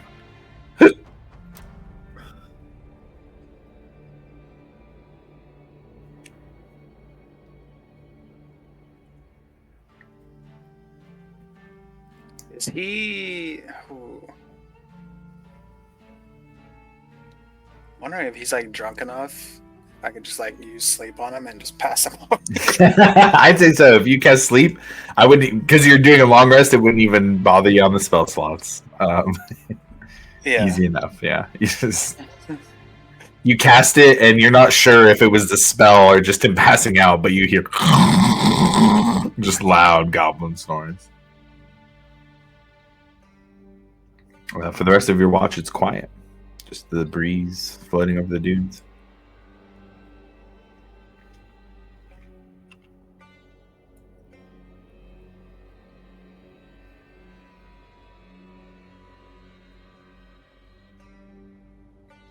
I would take this time to attune to the sword.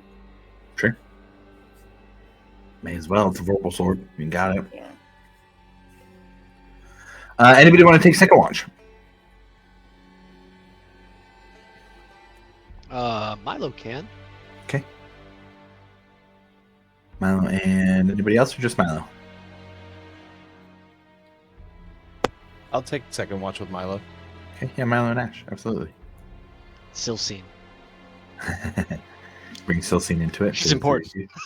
Yeah, absolutely. I'm going to do one quick bathroom break while you guys get started, and then we'll go into your guys' watch.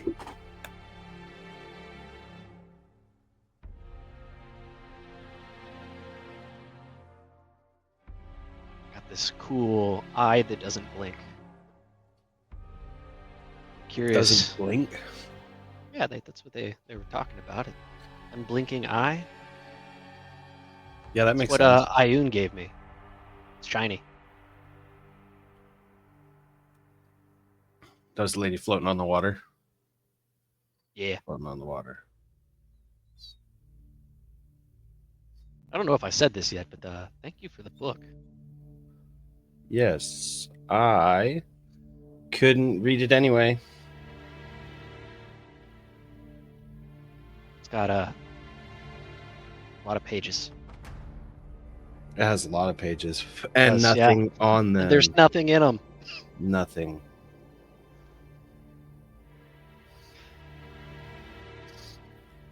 I found that when I woke up.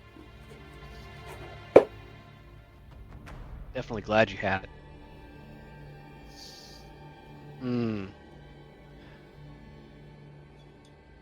Milo's gonna take his winged boots off. He's just gonna set him off to the side, and he's gonna. I know.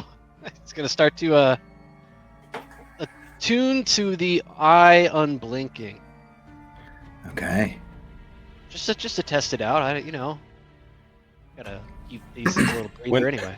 When he takes his boots off, I'm gonna use my cobbler's tools to start cleaning them. Okay, all right, yeah. Sure. Like repairing Need any some like work, it's tears been or a while. anything, you know.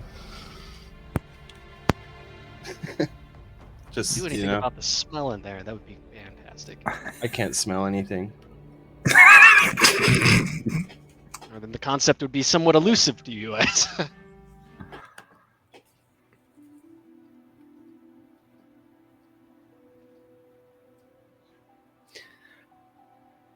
Cleaning boots,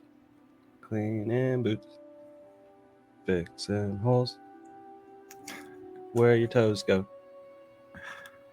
Milo, he does a quick job. Like his hands move very like autonomously, just making it real nice, shining them, cleaning them, getting the holes fixed. I guess there wouldn't be too many holes. They're a magical item, but they look real good. He was kind of just paying attention to the circlet, but he just gets captivated by what Ash is doing and just watching him for as long as he's been doing it. Just how quick and effective you are, man. That is so impressive. Even getting that little groove there down towards the end. Yeah, this spot down here is the hardest, but you just figure it out, you know.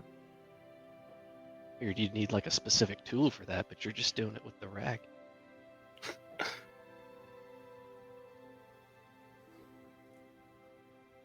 All right, I am getting weird vibes from this thing. So I think while I'm focusing on it, I'm going to put it on my head. From the unblinking eye, the eye that does not blink. Yeah, I think it's this thing right here in the middle, and he points to the gem. Feels like you're being watched by an Ash. I will have an eye staring contest with it. No matter how long you wait, you will lose. I know you're staring at the circlet, but it's still just kind of weird. Can't break concentration. He's still like doing the shoe cleaning without even having to look.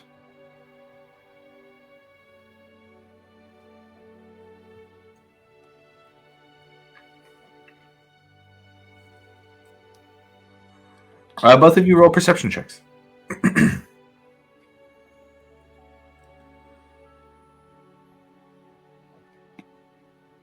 22. I got a 1 + 4. Nice. Ash is very, very focused on the shoe. Milo kind of keeps his senses open. And about 2/3 of the way through the night, you notice that there is something that looks like a lizard folk to you, except taller. Lizard folk that you know of are shorter, kind of crouched over. This seems almost more humanoid in its stature in terms of like standing up tall, taller generally, closer to like the 6-foot mark. But it is a large humanoid-esque lizard folk that is walking by. You see it wearing nice gear, actually, armor. It doesn't seem to notice the lot of you, the tiny hut. And you see it even very briefly. I mean, for a total of maybe 12, 13 seconds as it walks by where you're at. But you do see that while you're in the hut. Just kind of make note of it with the intention of passing it on in the morning. Roll me a history check. Ooh, am I attuned to the circlet yet? We'll say yes for the sake of this. 22. 22. You remember mentions in the history book of the Kultivir, or Kultivir. Kull''Tevir, Kultivir. A race of lizard folk that used to exist, ancestors to the current lizard folk, and maybe even other species that were quite advanced, at least for their time, or at least for your time, advanced compared to what the modern day lizard folk could do, what modern civilizations could do. Milo's smart enough, well learned enough that he sees that and makes note that that is likely a historical representation of a thing that you've only read about in books. I think at that Milo would get like super giddy and excited. Like, holy shit, I never thought I would see one of these in real life. Like, I've only ever seen this in books.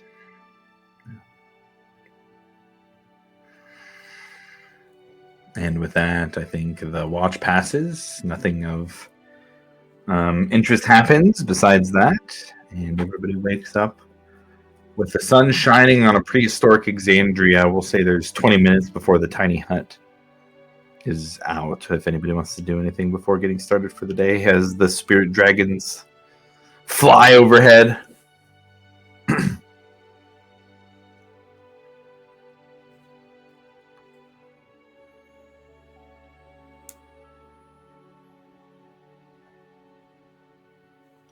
So just to clarify, long rest successful. Long rest is successful. You guys can click the button. Yay! We did it, guys. Dude, I've been clenching cheeks for the past 2 sessions because without that Survived. long rest. Bro, the amount of stuff it says I'm recovering from the It's the same thing for me too. Bro, 100 hit points, 14 spell slots, etc., etc. I will tell you guys, the original intent was the time in the past was not supposed to be involving any long rest. The longer you went and survived, the more stuff you'd get. But I think with the changes we had, a long rest is pretty appropriate with a little bit of change in scale for the rest of the encounters to accommodate a long rest. What a merciful God. You're like the exact opposite of the Moonweaver. That's great. So giving. He just keeps giving things. After he tried to destroy you with a slate. Yeah, right. Like, bro, I am the Moonweaver also. So What? All time? All right, what are you guys doing as you wake up and get ready for the day here? I think the first thing Grim would do is just check up on Honor, make sure she's doing okay, since this is like Oh, the first yeah. long rest that we've had, and I know she was pretty much on death's door the whole time, so kind of gently nudges her awake and just checks on her and everything. I would say as you go to gently nudge her awake, she's already awake, bro. She's studying in her books already. You're like, oh, I better wake her up. She's ready to go. She's got like a little kettle of tea off to the side. It's like alabaster in color, and she's far more ready to go. Yeah. Mm. She would have been fine, bro. She had a death ward on her. Yeah, I forgot about that.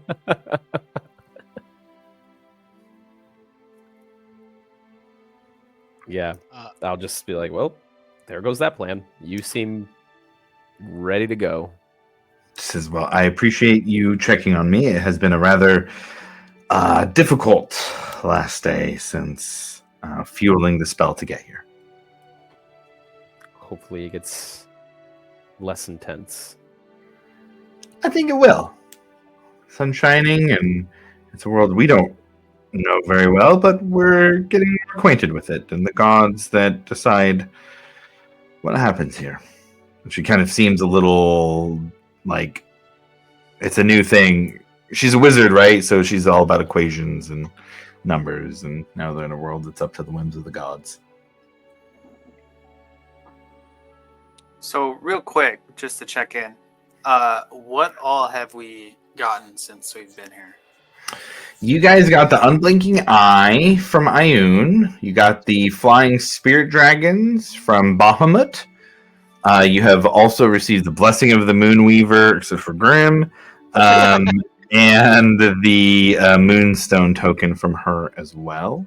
And then the Vorpal Sword from the fight with the Udak. The Abyssal Udak, actually, not even the regular Udak, the Abyssal Udak. Blinking Eye, Spirit Dragons. Let's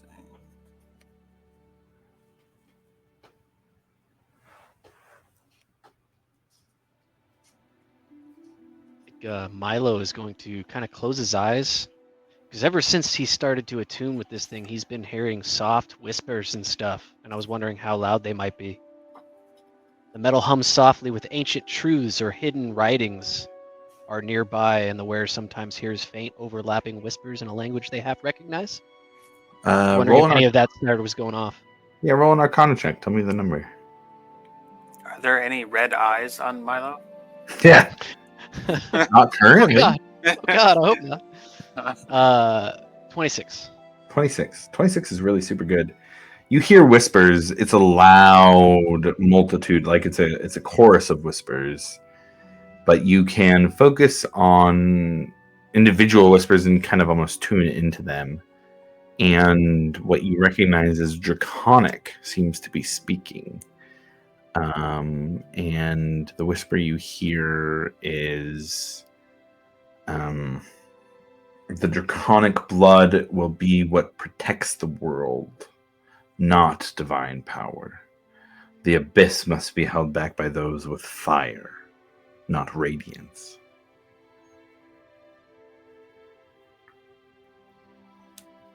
Damn, dude. That's one hell of a way to start a day.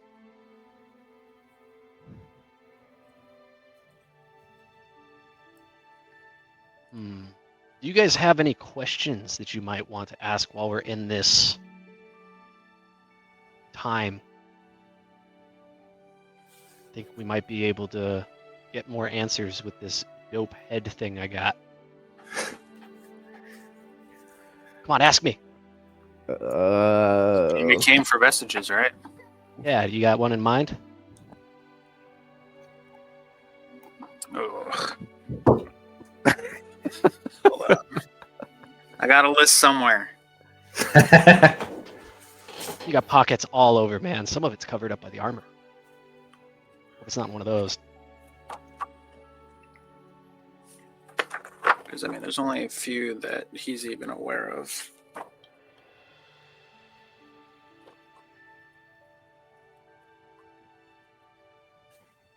I mean, you could just ask it in general. It might know more than we do. While I search for the page.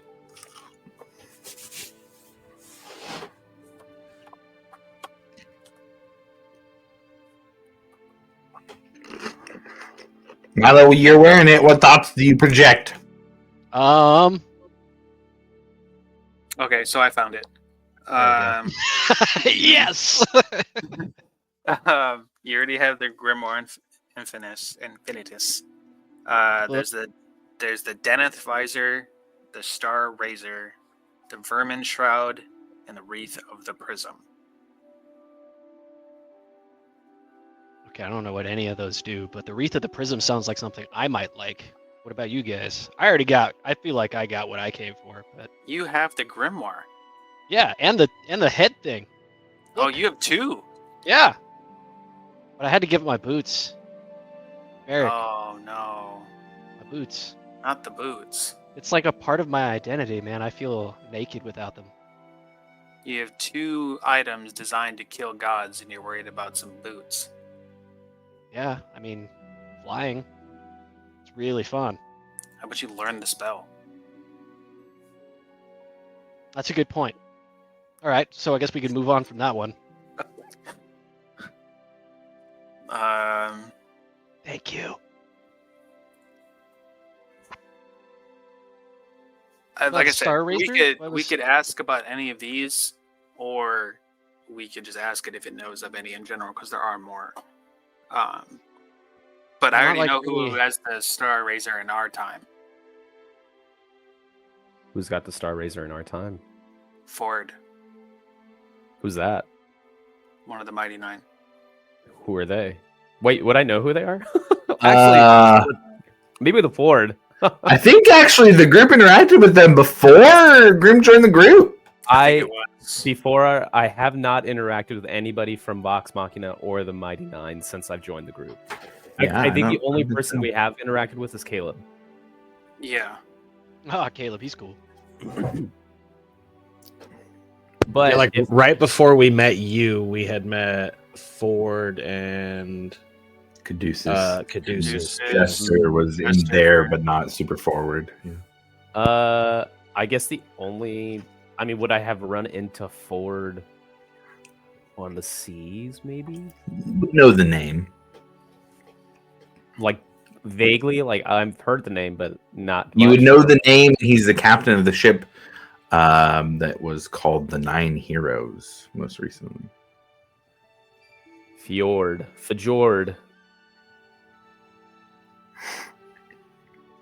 Wait, I know that name. He is the Star Racer. Wait, Fjord, like the captain of the Nine Heroes, that guy? That like that guy? You know him? If he's the same one as the one in the Mighty Nine, then yeah. I don't know. I think they're one of the same. I don't know, but I've heard his name once or twice. I've never met the guy. He was there when the tall guy tried to offer me some weird tea. Oh yeah, I drank that tea. Who did you guys talk to before I met you? I don't know who any of these people are talking about. Neither do I, Ash. We're in the same boat, dude. I don't even know what the Mighty Nine are. You're talking ask about that question? nine mighty heroes? I guess I can just kind of do just to figure out what's close by. I can try, but I can only do it once.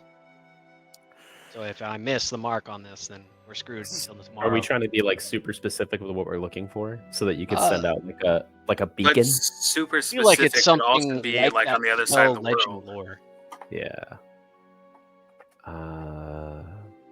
Does it better, have I to think, be? I think it's better like, when it's specific, centralized around a specific thing, person, Ask it if they can find me a new one of these as he holds out his spear. no, please don't. Dude, Is there- ask it if we know where the best routes are in this land. You Ekamos guys are would saying love it that. like I'm casting a spell. I'm not asking the circlet anything. It's a tree 100,000 feet away from us. With the best routes. Yeah. No, I heard you could find the best routes north of Hope's Bastion. Or just clown both the people who aren't here. Come on, hurry! Somebody say something rude about Rufus. Who's that? He did. Exactly. Just taking a long nap.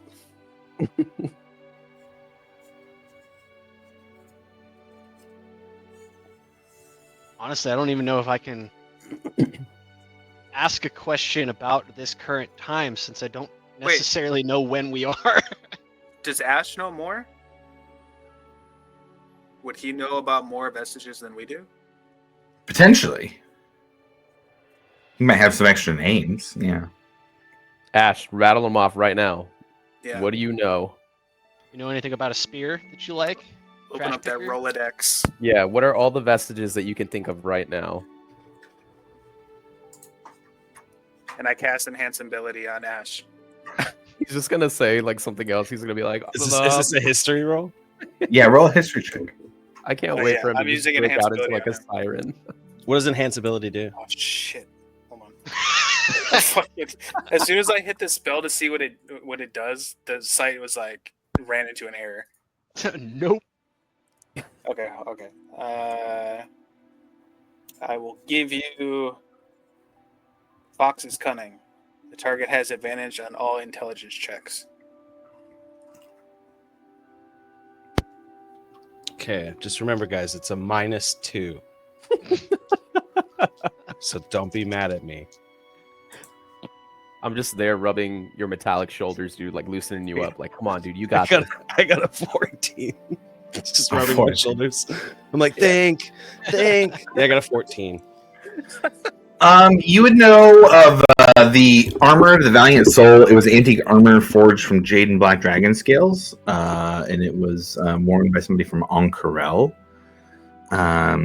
Has some magical abilities that allow you to use command or like kind of like mind control spells and really help protect you, and stop from being able to be controlled by other things quite so much. There's Armor of the Valiant Soul. There's Circlet of Barbed Vision. That was on the side of the Betrayer Gods. It was one that Lolth was tied to and was meant to Impart power, but also temptation. With a 14, you would also know about.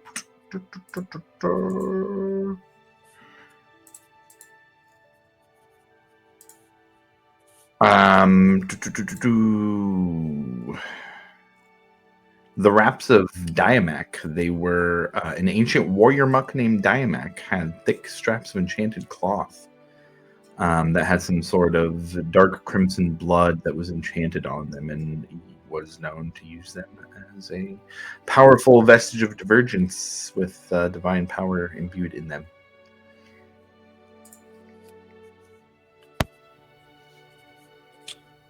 What about those? Any of those sound cool? That armor sound kind of interesting. Eric, wink. You do have like nice armor. You're super shiny. I do like the armor I have. Yeah, that's true. I also like the armor I have. I don't think it's been fully awakened yet either, apparently. Apparently. Did you find that before or after you got killed? I just remember the Raven Queen saying something along the lines of like, hey, follow this path and you'll hopefully find your answer. Something along the lines of like, hey, you're on the right path, but you got to keep going. And slowly but surely, I've been chipping away at this stuff, but I think I need to have a serious conversation with the Raven Queen after we get back.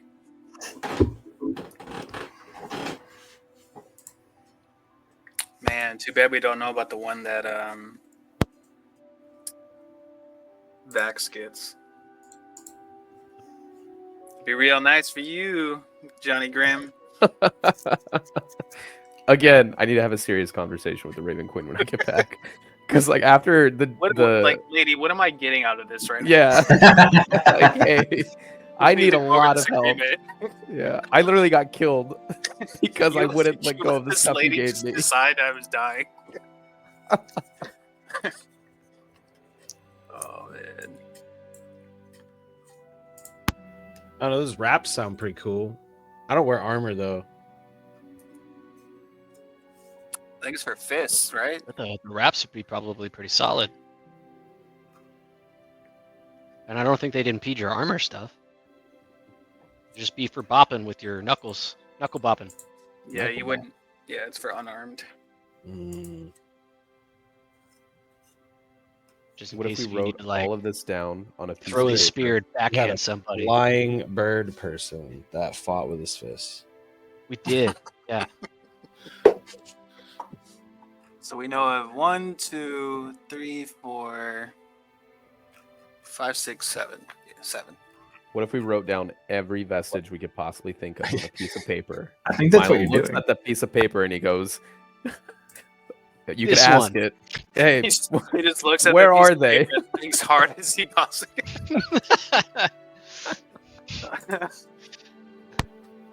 Like, where's the Mini- closest one? Little mini map pops up with a marker on it. Yeah. Like, ding, ding.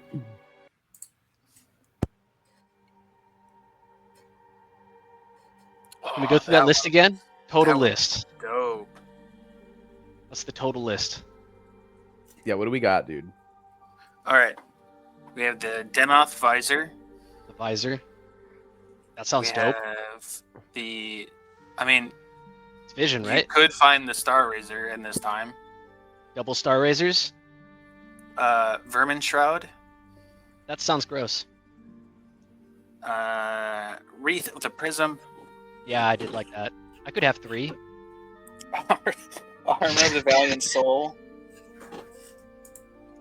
Circlet of Barbed Vision. And Wraps of Diamok. Dude, a lot of this sounds like stuff I can't use. So I'm down Off. for whatever you guys want to grab. Off the top of my head, it sounds like the visor, the armor, and maybe the wraps. What was the It's visor? some part called of our again? group. I don't know what the visor does. Gotta do something with vision. It's gotta help. Even if the trash compactor gets it. Let me see.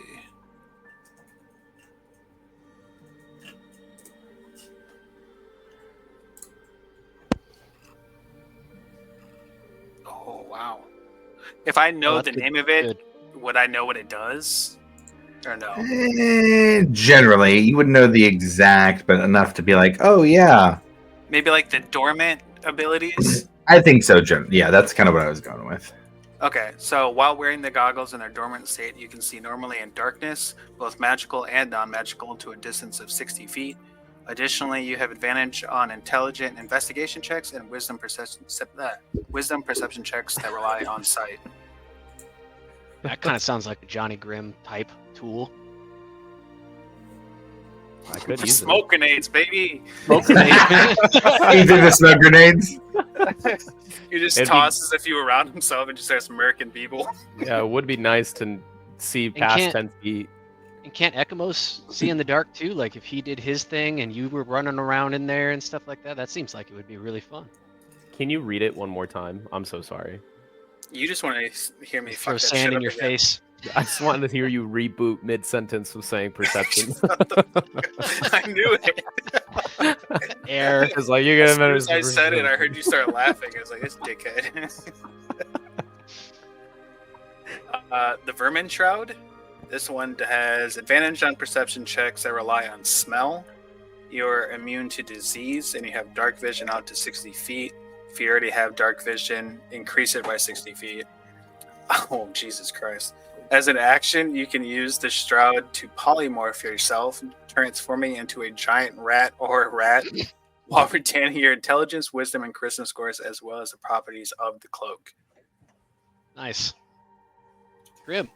There's another one for you, buddy. That's all you. Little rat. And here you thought there was nothing out here for you. Wreath of the Prism. Yeah. Dark Say that. vision out to 60 feet. Okay. Again, if you already have it, extend it. If when you hit a beast, dragon, or monstrosity of challenge rating 5 or lower with an attack, or if you grapple with it, you can use the wreath to cast Dominate Monster on the creature. On a successful save, the target is immune to the power of the wreath for 24 hours. On a failure, a shimmering golden image of the wreath appears as a collar around the target's neck or a crown on its head, your choice, until it is no longer charmed by the spell. If you use the wreath to charm a second creature, the first spell immediately ends. When the spell ends, the target knows it was charmed by you. I mean, we are fighting Ash. a dragon. Ash, does that do anything for you, my man? So if you beat it in a contest of strength, you then cast Dominate Monster on it?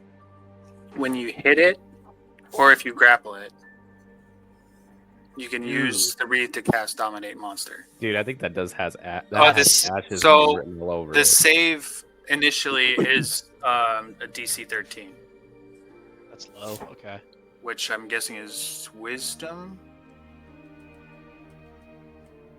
Yes. But if it's every time you hit it, dude, still. It's an Uno reverse card. But if it succeeds, it's immune to the effects for 24 hours. Yes. Oh, that's okay. Hmm. So it's like a one shot, one opportunity to charm everything you ever wanted. You said it was a Milo, you'd also, I would say, you in particular, everybody would probably know this too. They've been talking about 3 artifacts, needing 3 total for this ritual to bring back Tiamat. They would have needed 2 for bringing back the Avatar. The Wreath. I mean, yeah, the Wreath of the Prism in modern times is one of the ones being used to bring back Tiamat. Oof.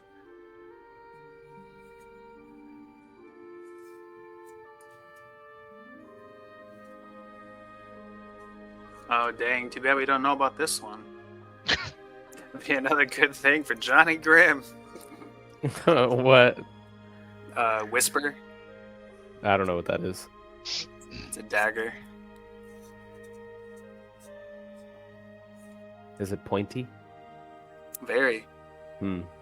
Sounds nice. I don't think we know about that one though, do we? No. Whisper.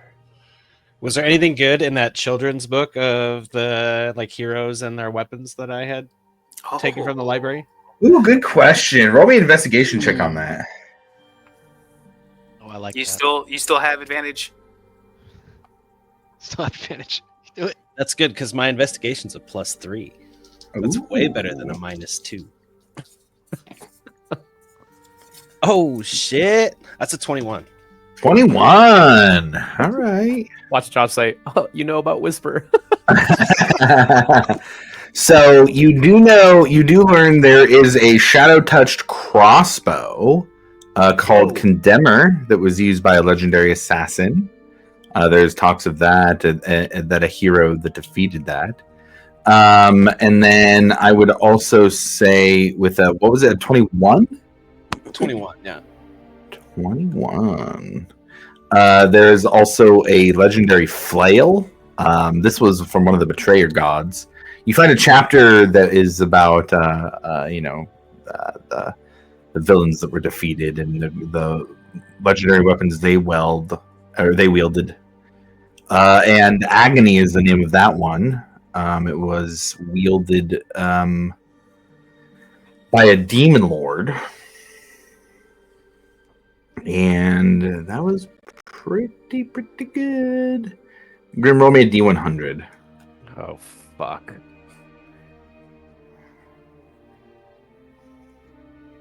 I think this is the third D100 I've rolled this game. I use it a lot for like the odds of random like things it. happening. Here we go. 84. 84. The third thing you do find Whisper. I was giving you a 20-point range to get within, and I rolled 100 on D100, so you Oh, got within really? range. Wow. All right. Varric, read me Whisper. I got you. While it's in its dormant state, you get a +1 to attack and damage rolls made with this magic weapon. Additionally, if you score a critical hit with this dagger, the target must succeed on a DC 13 Wisdom saving throw or become frightened of you for 1 minute. That is dormant. That's pretty dope. Agony. In a dormant state, you get a +2 to attack and damage rolls made with this magic weapon. Whenever you damage a creature with Agony, the creature is marked for 10 minutes or until you damage a different creature. When you hit a creature marked in this way, target takes an extra 1d6 piercing damage. And then Condemner. Condemner, in its dormant state, you gain a +1 bonus to attack and damage rolls made with this magic weapon. When you hit with an attack using this weapon, the target takes an extra 1d4 poison damage. Additionally, if you hit with an attack with this weapon, you can activate one of the following effects instead of dealing damage. You can cast Fog Cloud centered on the target, or you can cast Silence centered on the target space. Or smoke grenade. Yo! It's a crossbow smoke grenade, dude. It's a crossbow smoke grenade. Oh Bro, my imagine god. having this and the fucking visor.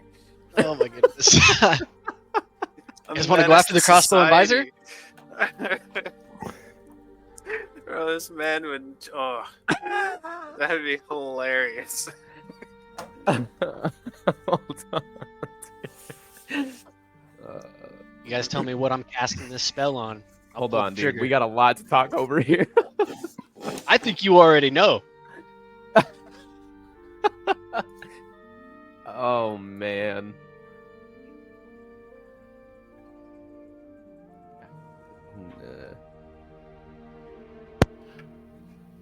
Which one are we going after? Do we decide? I think that's what's being decided right now. If Okay. you hit with an attack using this weapon, you can activate one of the following effects instead of dealing damage. Cast Fog Cloud centered on the target space. Cast Silence centered on the... That is so stupid. So if you threw a smoke grenade and then did silence, then anything that happened in the smoke grenade area, nobody would hear it either. Bro, you'd be the greatest rogue ever. Dude, I feel like that is so broken. Because it comes down to whether you want to be up front or if you want to like take a ranged approach. I mean, because I could do both because I have my Echo, so I could be in two places at once. I could take one attack with Condemner, and then I could take another attack through my Echo with Whisper.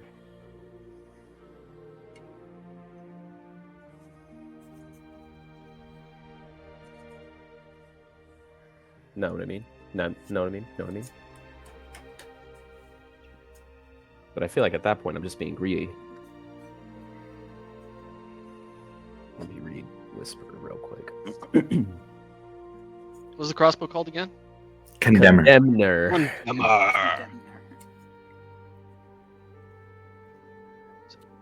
Great little N in there somewhere.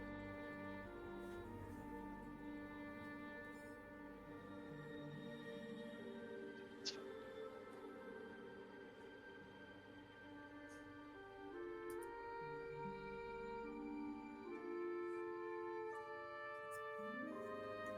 I'm gonna make an executive decision for Grim here in a little bit. That's funny. Well, actually, I think this is a good point anyways. We are just about to 3 o'clock Pacific, and that means we're towards the end of our session. If we're at a point where we need to take some time to think about a decision and what we're doing next, then let's do this with the party having defeated the Udak and having a long rest in. Yes. Let's end here, and we can come back for the next one with some other players and continue on from here with that. What I would ask from the players is please figure out what you're doing and tell me so I can plan those things specifically rather than doing a little bit of planning for everything. Do a lot of planning for the specific things that you'll be doing, and we can go from there. Yes. Yeah. So for the stream side of things, anybody watching or checking out the VOD afterwards, thank you for sticking through and watching this session of Monsters and Madness that continues in the ancient Exandrian past. We will be back for the next one. I'm not sure specifically when, but keep an eye out, and either 2 weeks or the 2 weeks after that, and we can go from there. But otherwise, we will catch you for the next time we're back in Exandria. See you then.